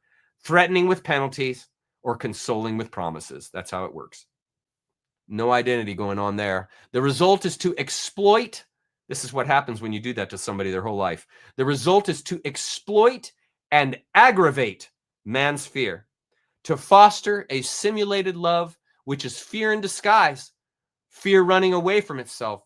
For love will no more grow from such blind fear than grapes from the thorns. Appropriate behavior is not drawn out with fear. Here's my follow-up. This is my words, not his, not Alan's. Appropriate behavior is not drawn out of fear, drawn out with fear. It is evoked. Appropriate behavior is evoked. That's why it doesn't come from threat. It's evoked out of the individual, their own virtuousness, with appreciation. That's how we evoke it. And how can one appreciate themselves if they have been taught to loathe sin and being a sinner? So, remember the pro tip. It is your misdeeds, your sinfulness, which teaches the most valuable lessons to your life. You cannot grow deep otherwise. Blood holds life, and you will spill it to learn. This is why forgiveness, relief, or requiring it only serves to convert, not evoke. And evoking is the deeper principle. Evoking is the deeper principle. And I even wrote about this development here in my book on Thieves of Virtue, page 189, relating directly to the pro tip. These are my words. Alas, a Christian's life is in the hands of Jesus, not themselves. They wouldn't have it any other way. So they are trapped in a developmental paradox. Assuming that one is a full-time spiritual criminal, namely a sinner, also known as a sinner, yes, does not motivate life ownership. Does it? It punts it to Jesus. Ownership of sin is projected onto Jesus, and this abandons self-development at the cross. That's some insightful words there, friend. The Christian does not want ownership of their life because it is easier to claim sinner and just be saved from it. Do you see how this fosters irresponsible behavior? You see it? You see it? Okay, we have 1, 2, 3 more pages, and then we are going to go to comments. Yeah, this is going awesome. Okay, am I in all that has been said here demanding of the church a spiritual perfection which cannot be forced? Falling into the old heresy of antinomianism, which means the view that Christians are released by grace from the obligation of observing moral law, which expects all Christians to be so completely in the Spirit that they need no law? I ask no such thing. Nothing is further from my mind and my meaning than to condemn the church for falling short of an ideal. My departure from the church is not a moral protest. I can totally see that, and I think many of you are in the same place. Is not a moral protest. It is simply that seeing what I see, I cannot do otherwise. Again, this is integrity. I take no credit for it. My viewpoint is not one of moral judgment and condemnation, but of simple inability to conform to a rule of life based on what I see to be illusions. What I see is what life has shown me, that in fear I cling to myself. Do we not? Do we not? And that such clinging is quite futile. I have found that trying to stop this self-strangulation through discipline, belief in God, prayer, resort to authority, and all the rest is likewise futile. Futile. You see the heaviness of that? Trying not to be selfish, trying to realize an ideal is simply the original selfishness in another form. Please grasp that, folks. Trying not to be selfish, trying to realize an ideal, these are materialistic drives, folks, is simply the original selfishness in another form. That's why it turns into selfishness. Can you see the deeper principle and truth at work here? Can you see it? Can you see it? Trying not to be selfish, Trying to realize an ideal, trying to rid of your ego, is simply the original selfishness in another form. Worship as an expression of joy or thanksgiving, I can understand. But spiritual exercises or moral disciplines undertaken to raise oneself by one's own spiritual bootstraps are absurd, for they are based on the illusion that the I who would improve is different from the me who must be improved. There's the double bind inside of every Western religion. And to ask for grace to be so improved is merely an indirect form of the same thing, namely selfishness. Have you ever thought about that? Have you guys ever thought about that? How brilliant is that? Spiritual exercises or moral disciplines undertaken to raise oneself by one's own spiritual bootstraps, asking permission, seeking approval, and expecting reproof is what he's describing, for they are based on the illusion that the I who would improve is different from the me who must be improved, and to ask for the grace to be so improved is merely an indirect form of selfishness. And that's because who we truly are is the oneness, is the ether. We are not the skin. We are not the body. We're not your thoughts. We're not your ideas. We are past those things. We're past them. And so referring to those things makes you selfish. Strangulate yourself because that's not you. You're not the skin. You're not the body. You see, it's an identity issue, as I've been saying since I started doing my videos 5 years ago. The more clearly I see this, the less choice I have in the matter. I cannot go on doing. The more I am aware of the futility of myself trying not to be selfish, that's every religious person, of the contradiction of myself even desiring or asking not to be selfish, or to love where I do not love, I have no choice but to stop it. Pro tip, an authentic individual filled with integrity cannot bring themselves to continue to behave as a coward. If you see these things and you do not change, what does that mean? If it becomes clear to you that you are chasing illusions, that you are making yourself sick, that you are enabling poisons in your mind that have been put there with egregores, do you see? If you continue in that way, you must stop behaving in that way if you are to transcend those ways. You will never get past these ego-oriented, materialistic concerns of trying to be this and trying to be that because you are identifying with the ego.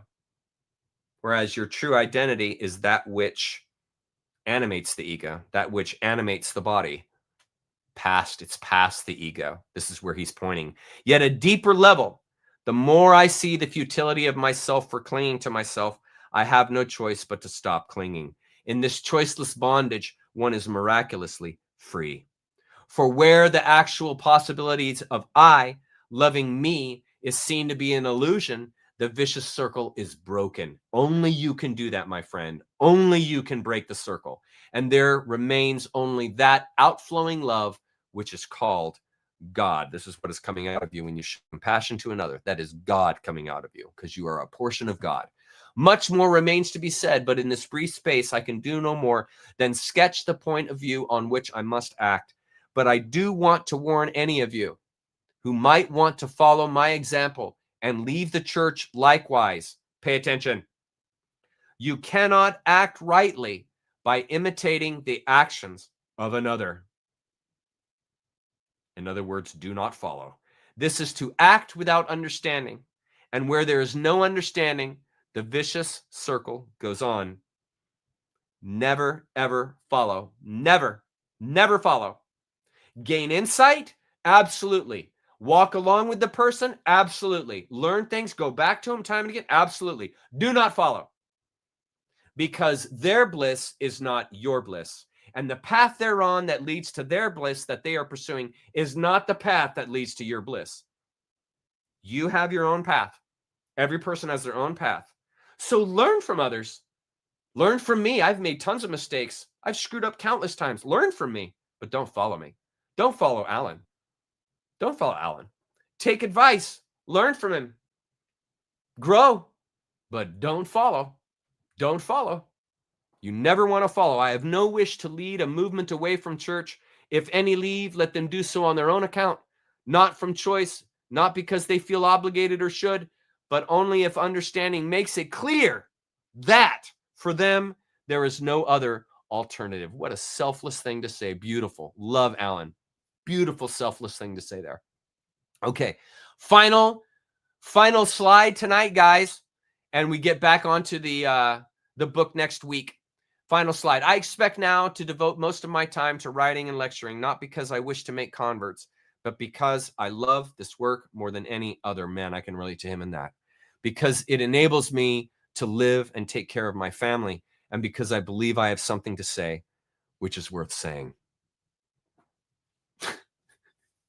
Isn't that great stuff, man? Seriously. This is priceless. This is priceless for us right now. We as a society need this right now.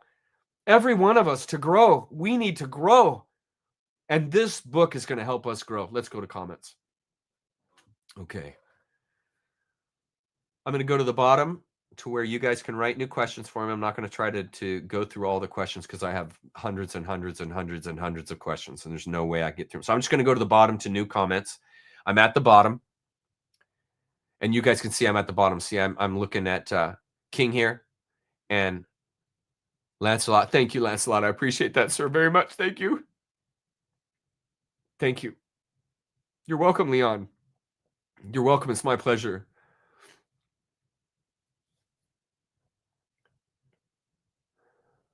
You're welcome. I love you guys so much.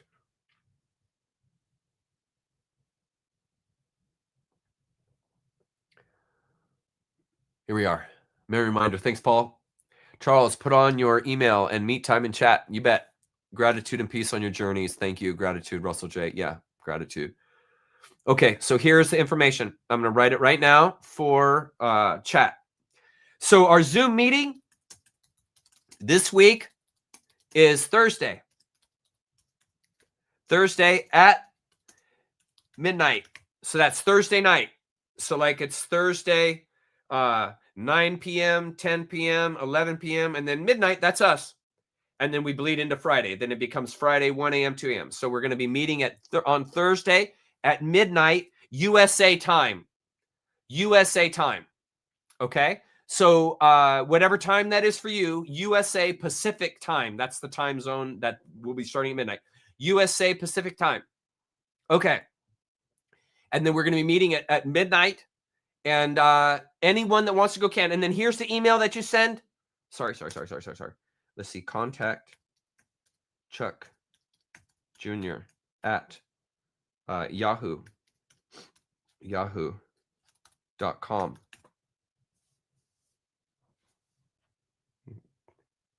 Thank you, Sassy. I'm very thankful for you, friend.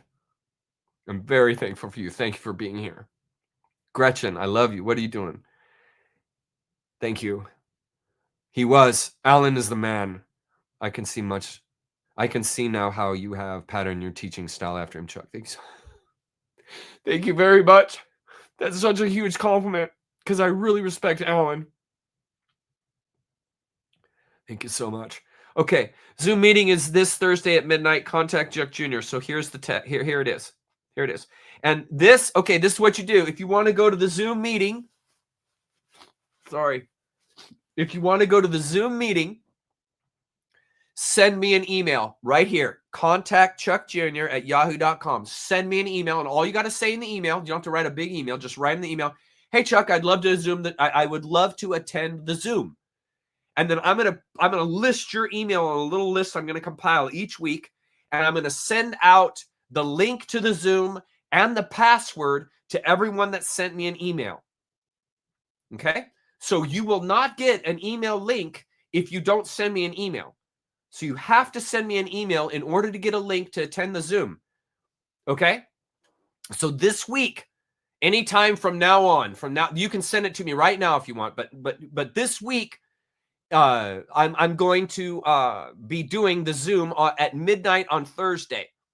Okay. Heck yeah.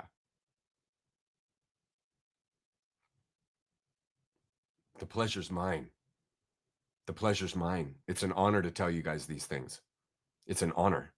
I am honored to do it. I sure hope so, friend. I really want, in the Zoom meetings, I really want to get down and dirty with this stuff, okay? I want to talk Zen. I want to help in any way that I can. If you guys are struggling or stuck or filled with anxiety, please come to the Zoom. Tell me your questions. Maybe some of the answers I can offer you will give some insight.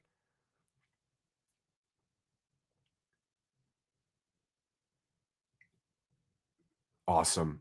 Tides of Truth. Thanks. I really appreciate Alan Watson. Yeah, he's amazing. You are a great interpreter of whatever you present. Thank you so much.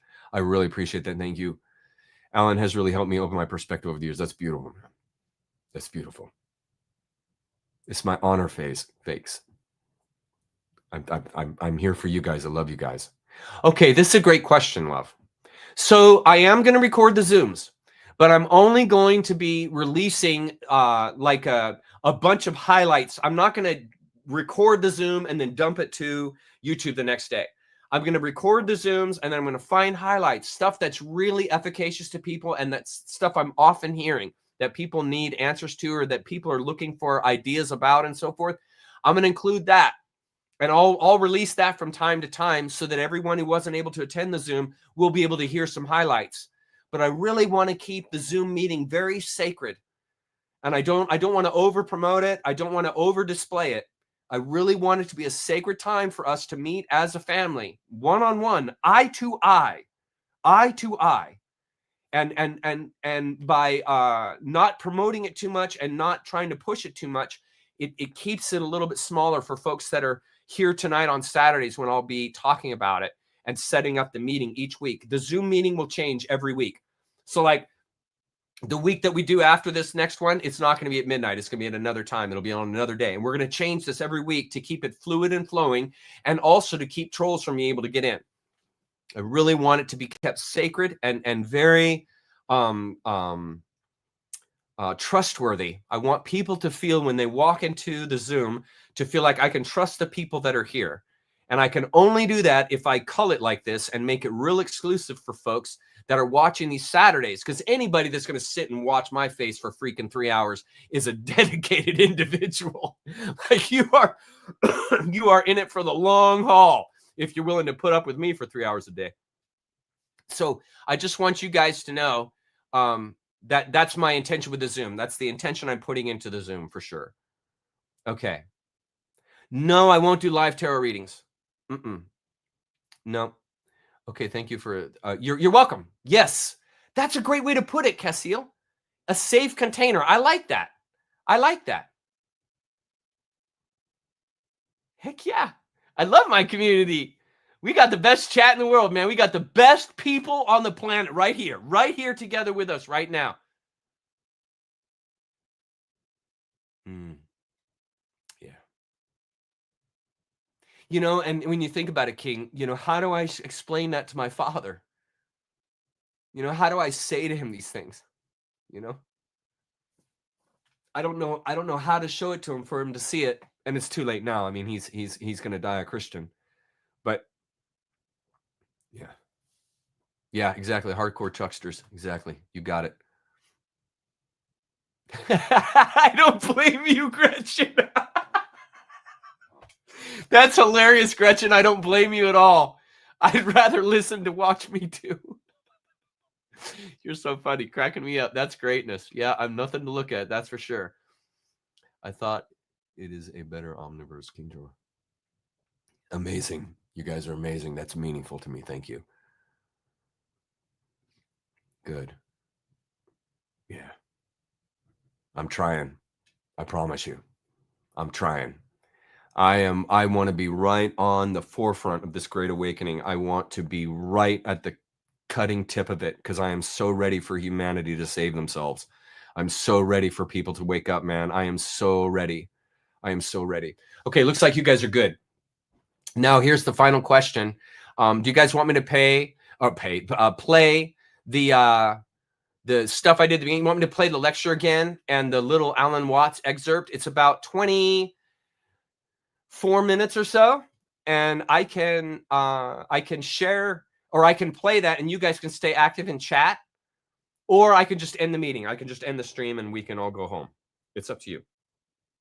Do you want to hear the beginning lecture? Me too. Me too. Me too. Me too. Me too.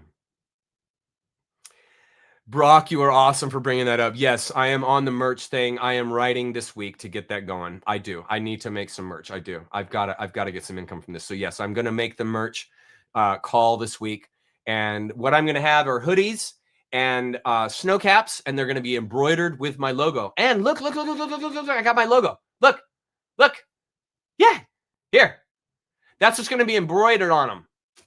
That logo. And I might put another saying. Now the tree is going to be brown, the leaves are going to be green, and they're going to have silver tips. They're going to have silver outlines on the leaves. I just haven't had the time to color it. The other colors will be like it is, but the tree is going to be brown, the leaves will be green, and they'll have silver outlines on the tree. So it's really pretty. Okay, and yes, I'm going to do that. Yeah, definitely, for sure. Got to get some merch going. I gotta make some money from this. Okay. Yeah, it was great to see you too, Leon. Absolutely. Yes. Touchdown, Angie. Absolutely awesome. Much love to you, Sassy. Absolutely. Yeah. It's my honor. Doesn't it set the book up perfect? The preface sets up the book perfect. And we're still going to do it. We still got a bunch of pages to go. It's going to be great. It's going to totally tee up the book so that by the time we hit chapter 1, you guys will be running. You guys will know the vibe. You guys will be in the vibe, and you'll be ready for the content. I'm just teeing you guys up, man. Yes, you do, Gretchen or Stormy. Yes. Or do we only need one to always be included? Tell you what, you can tell me in the email if you always want to be included, and I'll just keep a permanent list. That would be a good idea. Yeah. So what I'll do is I'll just start collecting a list, and I'll send it out to folks every week. Yeah. That's what we can do. So yes, I will save your email, and then you can just send it to me, and you can send it now while you're still thinking of it. You can send it now, and you won't forget, and I'll be sure to send it to you so that you can join us on Thursday. Watts is a big deal. Yeah, he's the big kahuna. He's the man. He's the man. You guys are so funny. Yeah. Yes. It will eliminate trolls. Yeah. Or pretty close. Because I'll have to email you back, and I'll be looking at your email and checking you out to make sure that you're not a troll before I send you the stuff. Yeah. I am going to guard and protect this room. The Zoom is going to be like walking into the holy freaking of holies. I am going to protect that space, and that is going to be a space for people who are dedicated to my work, dedicated to transforming and growing themselves. Yes, absolutely. Yes, absolutely. Okay, new comments go to the bottom there. Hey, don't you like it? I'm so glad you like it, Stormy. It has huge meaning. I've got 2 minutes to tell you the meanings. Check this out. I'll explain it to you guys. Okay, so there in the center is the center point. That's what is in all things. This is God, and it is in all things. And so I use the ancient sun god sign from our ancient people, from us, meaning humanity's ancient sign of the sun. And so this is what gives life to all things and is at the center of all things. And then we have expressed here inside the black and white lines is dualism. So that's the tree. This is nature.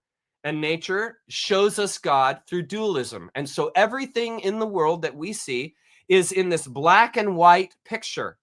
And we draw more from life by leaving or going past the black and white. And that leads to what is all of these squares, which are opportunities in the universe. And the colored ones are the ones where there has been connection, are the memories that mean to you, much to you in your life. And they're the epiphanal moments that continue to grow you as you leave the state of dualism. And then we have unlimited opportunity in the multicolor circles that surround the circle in the center. And this represents the universe, the endless numbers of universe. And what is it that encapsulates all of these things? Ether, fire, earth, water, and air. How awesome of a logo is that? And that's us. That is us. You see it? Deep meaning, dude. Deep meaning. I don't do anything that isn't heavy. I want to do everything I do heavy. So yes, even my swag is going to have heavy meaning to it. Absolutely. 100%. Thank you so much. Okay. Yeah, I'll do it. I'll tell you what, 9mm. I will write down what I just explained to you guys in greater detail. And then that way, you know. And then that way, whenever, if you ever buy my merch and you're wearing it, you can tell someone how awesome it is. I love it. I love it. I love it. Yeah, it is, dude. It is. It's like a 16 color. I've designed it because most embroidery machines are 16 threads. And so I've designed it with 16 colors. Yes, it's sacred geometry, Cat Kiss. You're right. You're right. You're right. It is sacred geometry. Yeah. Yeah. I love it. I thought of it entirely myself. Entirely myself. And no one told me anything. I completely thought of that by myself. You're welcome. You're welcome, Stacy. It's an honor to have you on the team, Stacy. We are a better team with you. Thank you for being here. And Esoteric 360, if you see this, please write me. I have a question for you. Okay.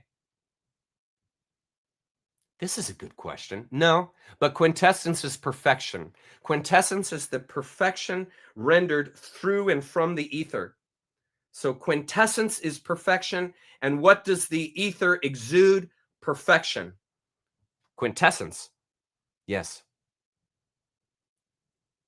Awesome. Okay. Love you guys. It is 8 o'clock straight up. Do you guys want me to leave the chat open, or do you want me to and play the beginning intro stuff, or do you just want to call it a night and end the stream? Let me know. I'll go off of what you guys say. I can play the beginning again, or you can go back and see it after the video ends. What do you guys think? I'm not getting an answer. Play it. Okay, you got it, Brian. You got it, buddy. It's going to be played. Here we go. I love you guys. I'll see you next week. We're going to do the normal thing Saturday, right? And then Thursday, if you want to be at the Zoom, email me personally. Email me at contact Chuck Jr.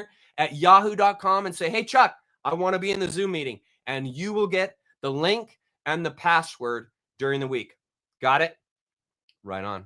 I will send it to you. And we will start next week right here. Are you ready? Oh, I'm so excited. This is going to be the most amazing series, dude. I am so excited. Oh my God. Okay. I'll see you guys next week. Here is the video. Let me take this off here. Comments. You're welcome, Jerry. You're welcome, buddy. Okay. I will see you guys later. Where are we at? Get rid of there. And then let's play it here. Here. Go. This is start. This is going to give you guys about 22 minutes to hang out and chat. Please feel free to hang out and chat. Absolutely. Hang out there all you want and talk to your friends and have a good time. I will look forward to seeing some of you on Thursday at midnight, and I will look forward to seeing the rest of you on Saturday next week. Bye. Love you guys. See you guys later.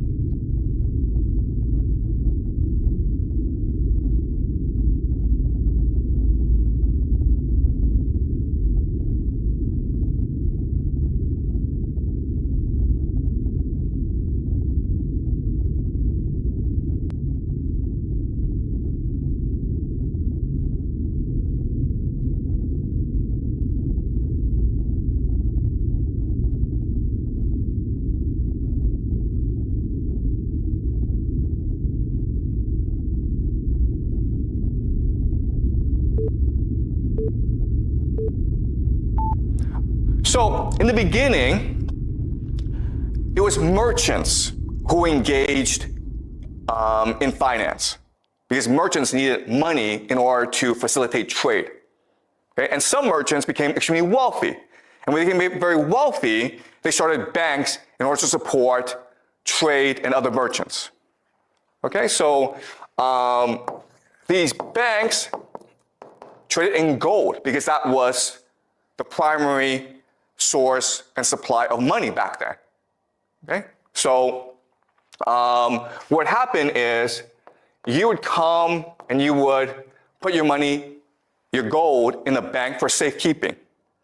And the bank would give you a contract, right?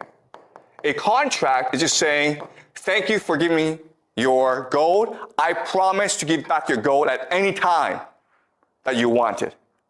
And this is what we call a receipt, right? And this would allow for better and easier trade. Because now I can take this contract and I can go to England, okay? Maybe I'm based in Italy. But now I can go to England and say, listen, I need to buy cotton or bananas from you. And the person is like, well, what are you gonna give me? I'm gonna give you gold, right? So I take the receipt and I give it to you, right? And why do we do this? Because it's a lot easier than giving gold to other people. And so this system would facilitate trade throughout the world. Doesn't make sense. Now, I'm the bank. I have all this gold. And I want to make money with it. So I want to give it to other people. So other merchants would come to me and say, listen, I need gold. Can you lend me out gold? Right? But I say to him, yeah, but if I give you out the gold, you have a security issue. It's inconvenient for you. So why don't I give you a receipt, a contract instead? Does that make sense? Because all I need is a contract, all I need is a receipt in order to go and do trade elsewhere. Right? So by doing this, what I've done is I've doubled the gold in my bank, right? I've created money out of nothing. So the gold is still 5 million. That hasn't changed, but the receipt is now 5 million plus 5 million. So theoretically, I now have 10 million in the bank. All right? So that's how money and finance works. Now, there's a problem with this system. What's the problem with the system? What do you mean?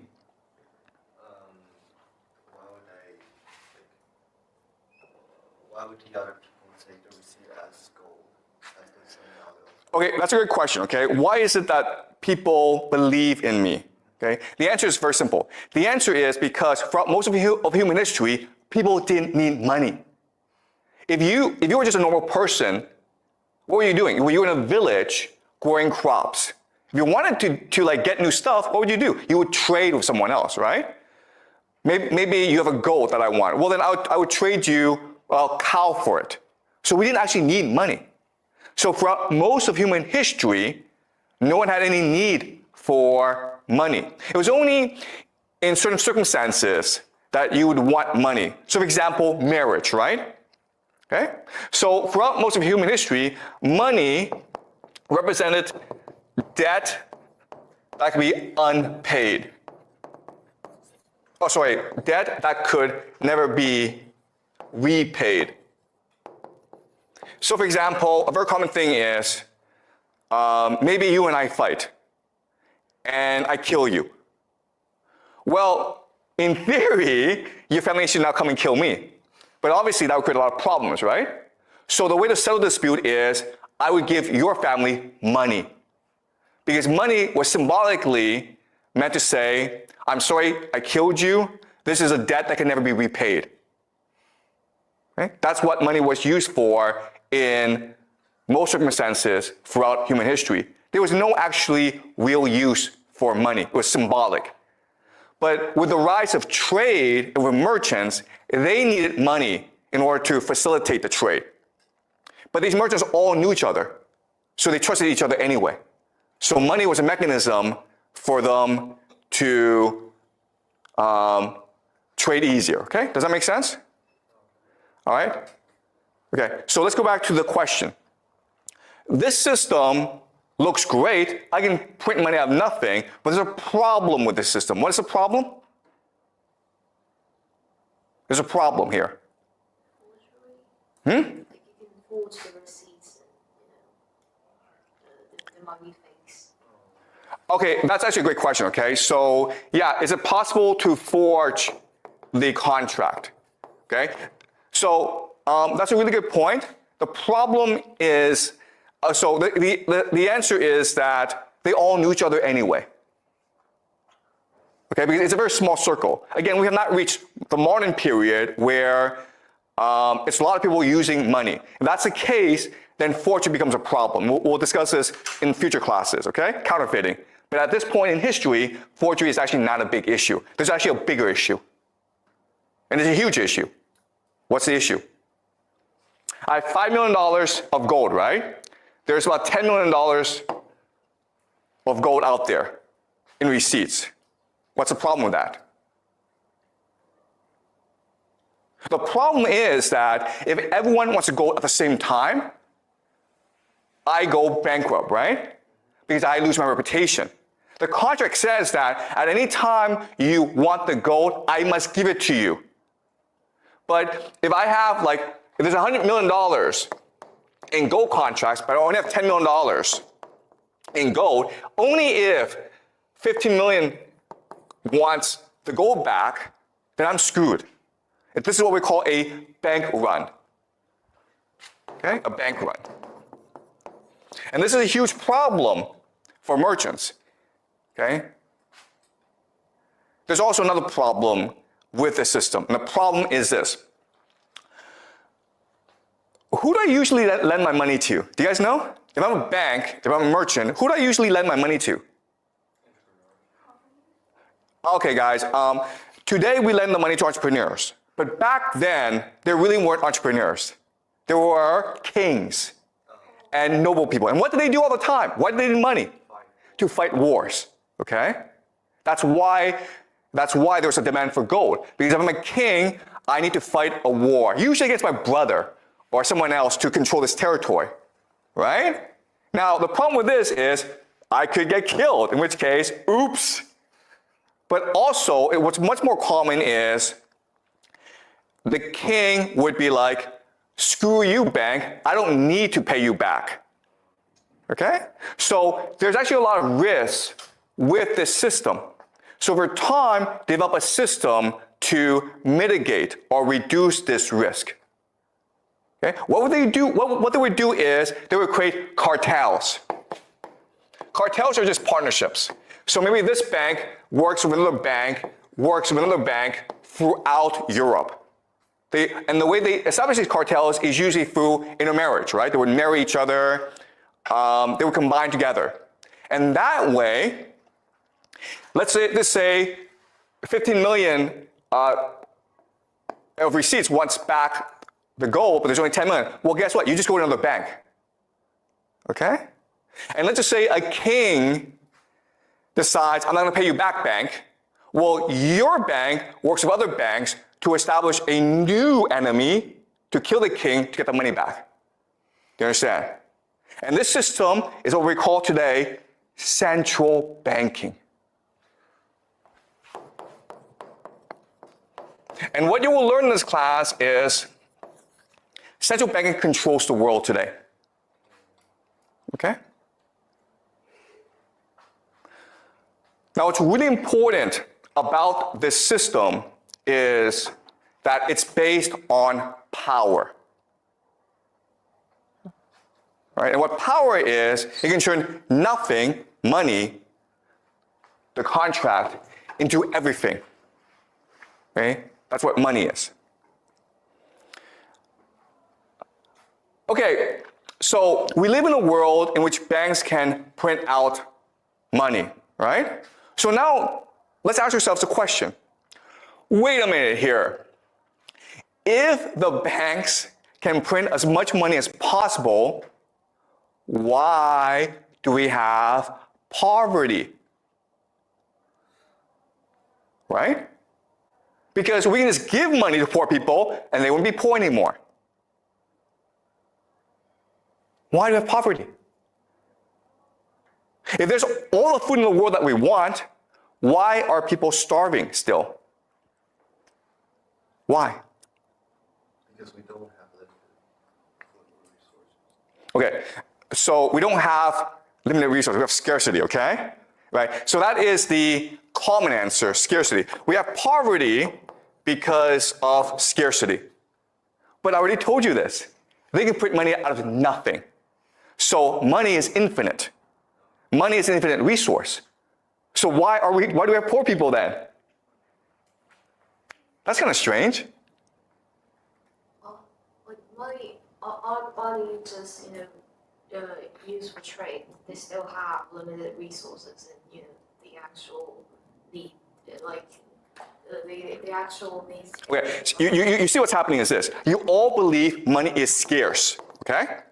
I just spent the past 10, 20 minutes explaining to you, it's not scarce, it's infinite.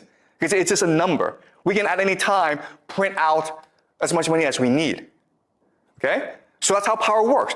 Power has brainwashed you into thinking something that is not true. You've been taught from the first day that money is scarce. But it's not scarce, it's infinite. And no matter what I say to you, you still believe this, okay? So you have to get that out of your head. Money is not scarce, it is infinite. So let's go back to the question. Why is there poverty in this world? Why do people starve? Why is there inequality in this world? Why are there poor people? Why are there rich people? What's the answer? Because they don't print infinite money.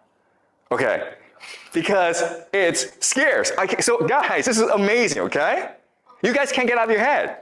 You think money is scarce. You think it is not possible to print infinite money, when I already told you it is possible to print infinite money because they do this all the time, yeah? The one who has the power don't want everyone to share the same, Yeah, right there. because we don't want people to all have money. The powerful people don't want that. That's exactly the answer. And why? Because otherwise, no one would work. Do you understand? The point of putting money is not to give you money. The point of putting money is to create the illusion that money is valuable, and therefore you work hard in order to obtain it. But in order for me to make you want to get money, I need to create artificial misery. Do you understand? Right? If there weren't poor people, you wouldn't want to be rich. It's only because you see people suffer that you would want to go make money for yourself. What do your parents tell you? Your parents tell you, work hard in school, make a lot of money. Otherwise, you're going to end up like a poor person. Right? Well, guess what? If there are no poor people, your parents couldn't say that to you. And you wouldn't want to work hard in school. Right? That's why we have poverty. Because poverty creates the illusion that money is valuable.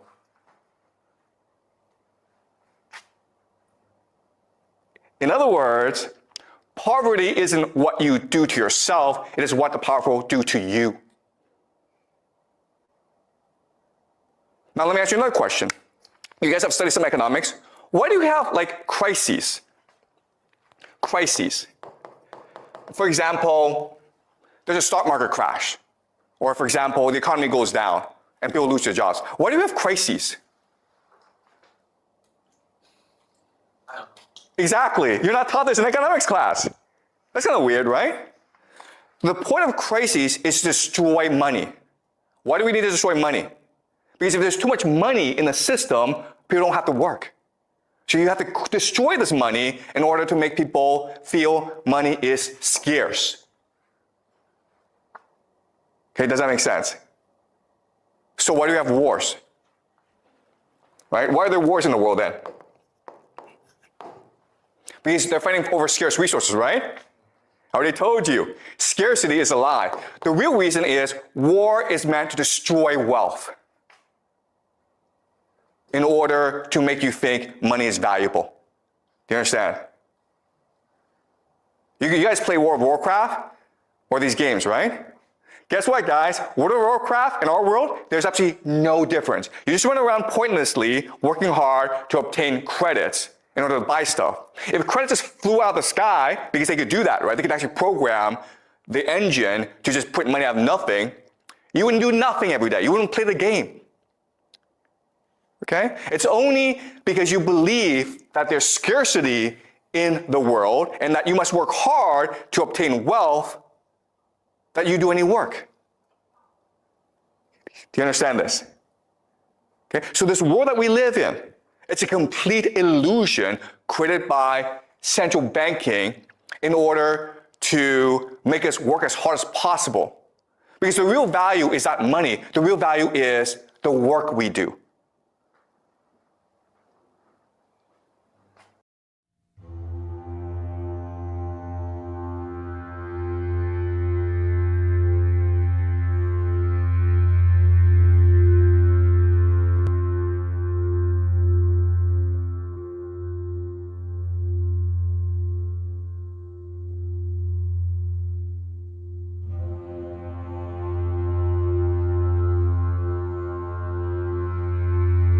It is believed generally in India that when a person sets out on the way of liberation, his first problem is to become free from his past karma.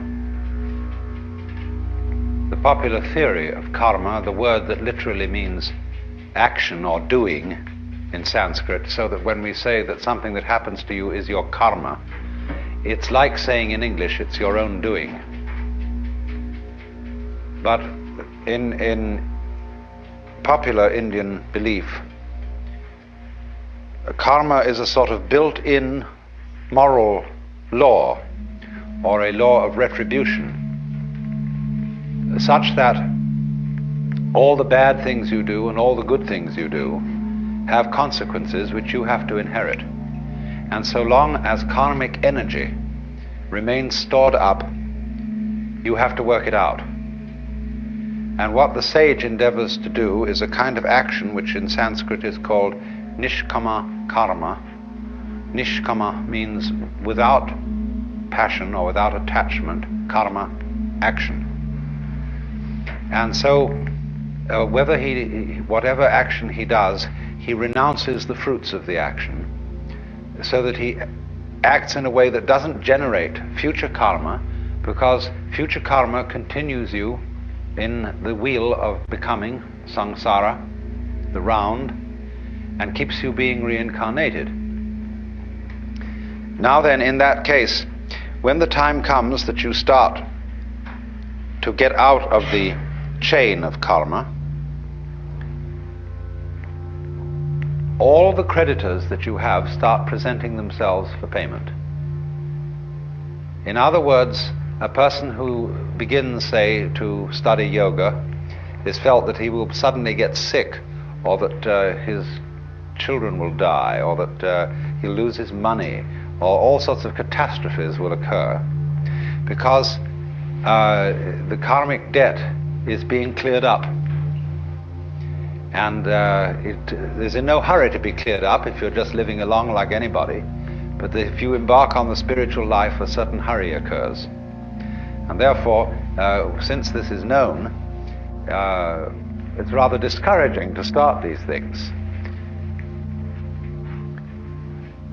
The Christian way of saying the same thing is that if you plan to change your life, shall we say, to turn over a new leaf, you mustn't let the devil know, because he will oppose you with all his might if he suddenly discovers that you're going to escape from his power. So, for example, if you have a bad habit, say you drink too much, and you make a New Year's resolution that during this coming year you'll stop drinking, that's a very, very dangerous thing to do, because the devil will immediately know about it. And what will happen will be this: he will confront you with the prospect of 365 drinkless days. And that will be awful, just overwhelming. And you won't be able to make much more than 3 days on the wagon. So in that case, you compromise with the devil and say, just today I'm not going to drink, you see, but tomorrow maybe, you know, we'll go back. Then when tomorrow comes, you say, oh, just another day, let's try out, that's all. And the next day you say, oh, one more day won't make much difference. So you only do it for the moment, and you don't let the devil know that you have a secret intention of going on day after day after day after day. But of course, there's something still better than that. And that is not to let the devil know anything. And that means, of course, not to let yourself know. One of the many meanings of that saying, let not your left hand know what your right hand doeth, is just this. And that was why in Zen discipline, a great deal of it centers around acting without premeditation. As those of you know who read Herrigel's book, Zen in the Art of Archery, it was necessary to release the bowstring without first saying, now. There's a wonderful story, you may also have read, by a German writer, Van Kleist, about a boxing match with a bear. The man can never defeat this bear because the bear always knows his plans in advance and is ready to deal with any situation. The only way to get through to the bear would be to hit the bear without having first intended to do so. That would catch him. And so this is one of the great problems in the spiritual life, or whatever you want to call it, is to be able to have intention and act simultaneous. By this means you escape karma and you escape the devil. So you might say that the Taoist is exemplary in this respect. That this is getting free from karma without making any previous announcement. Of simply, supposing we have a train and we want to unload the train of its freight cars.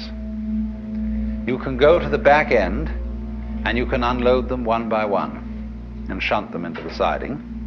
But the simplest of all ways of unloading is to uncouple between the engine and the first car, and that gets rid of the whole bunch at once. And it is in that sort of way, you see, that the Taoist gets rid of karma without challenging it.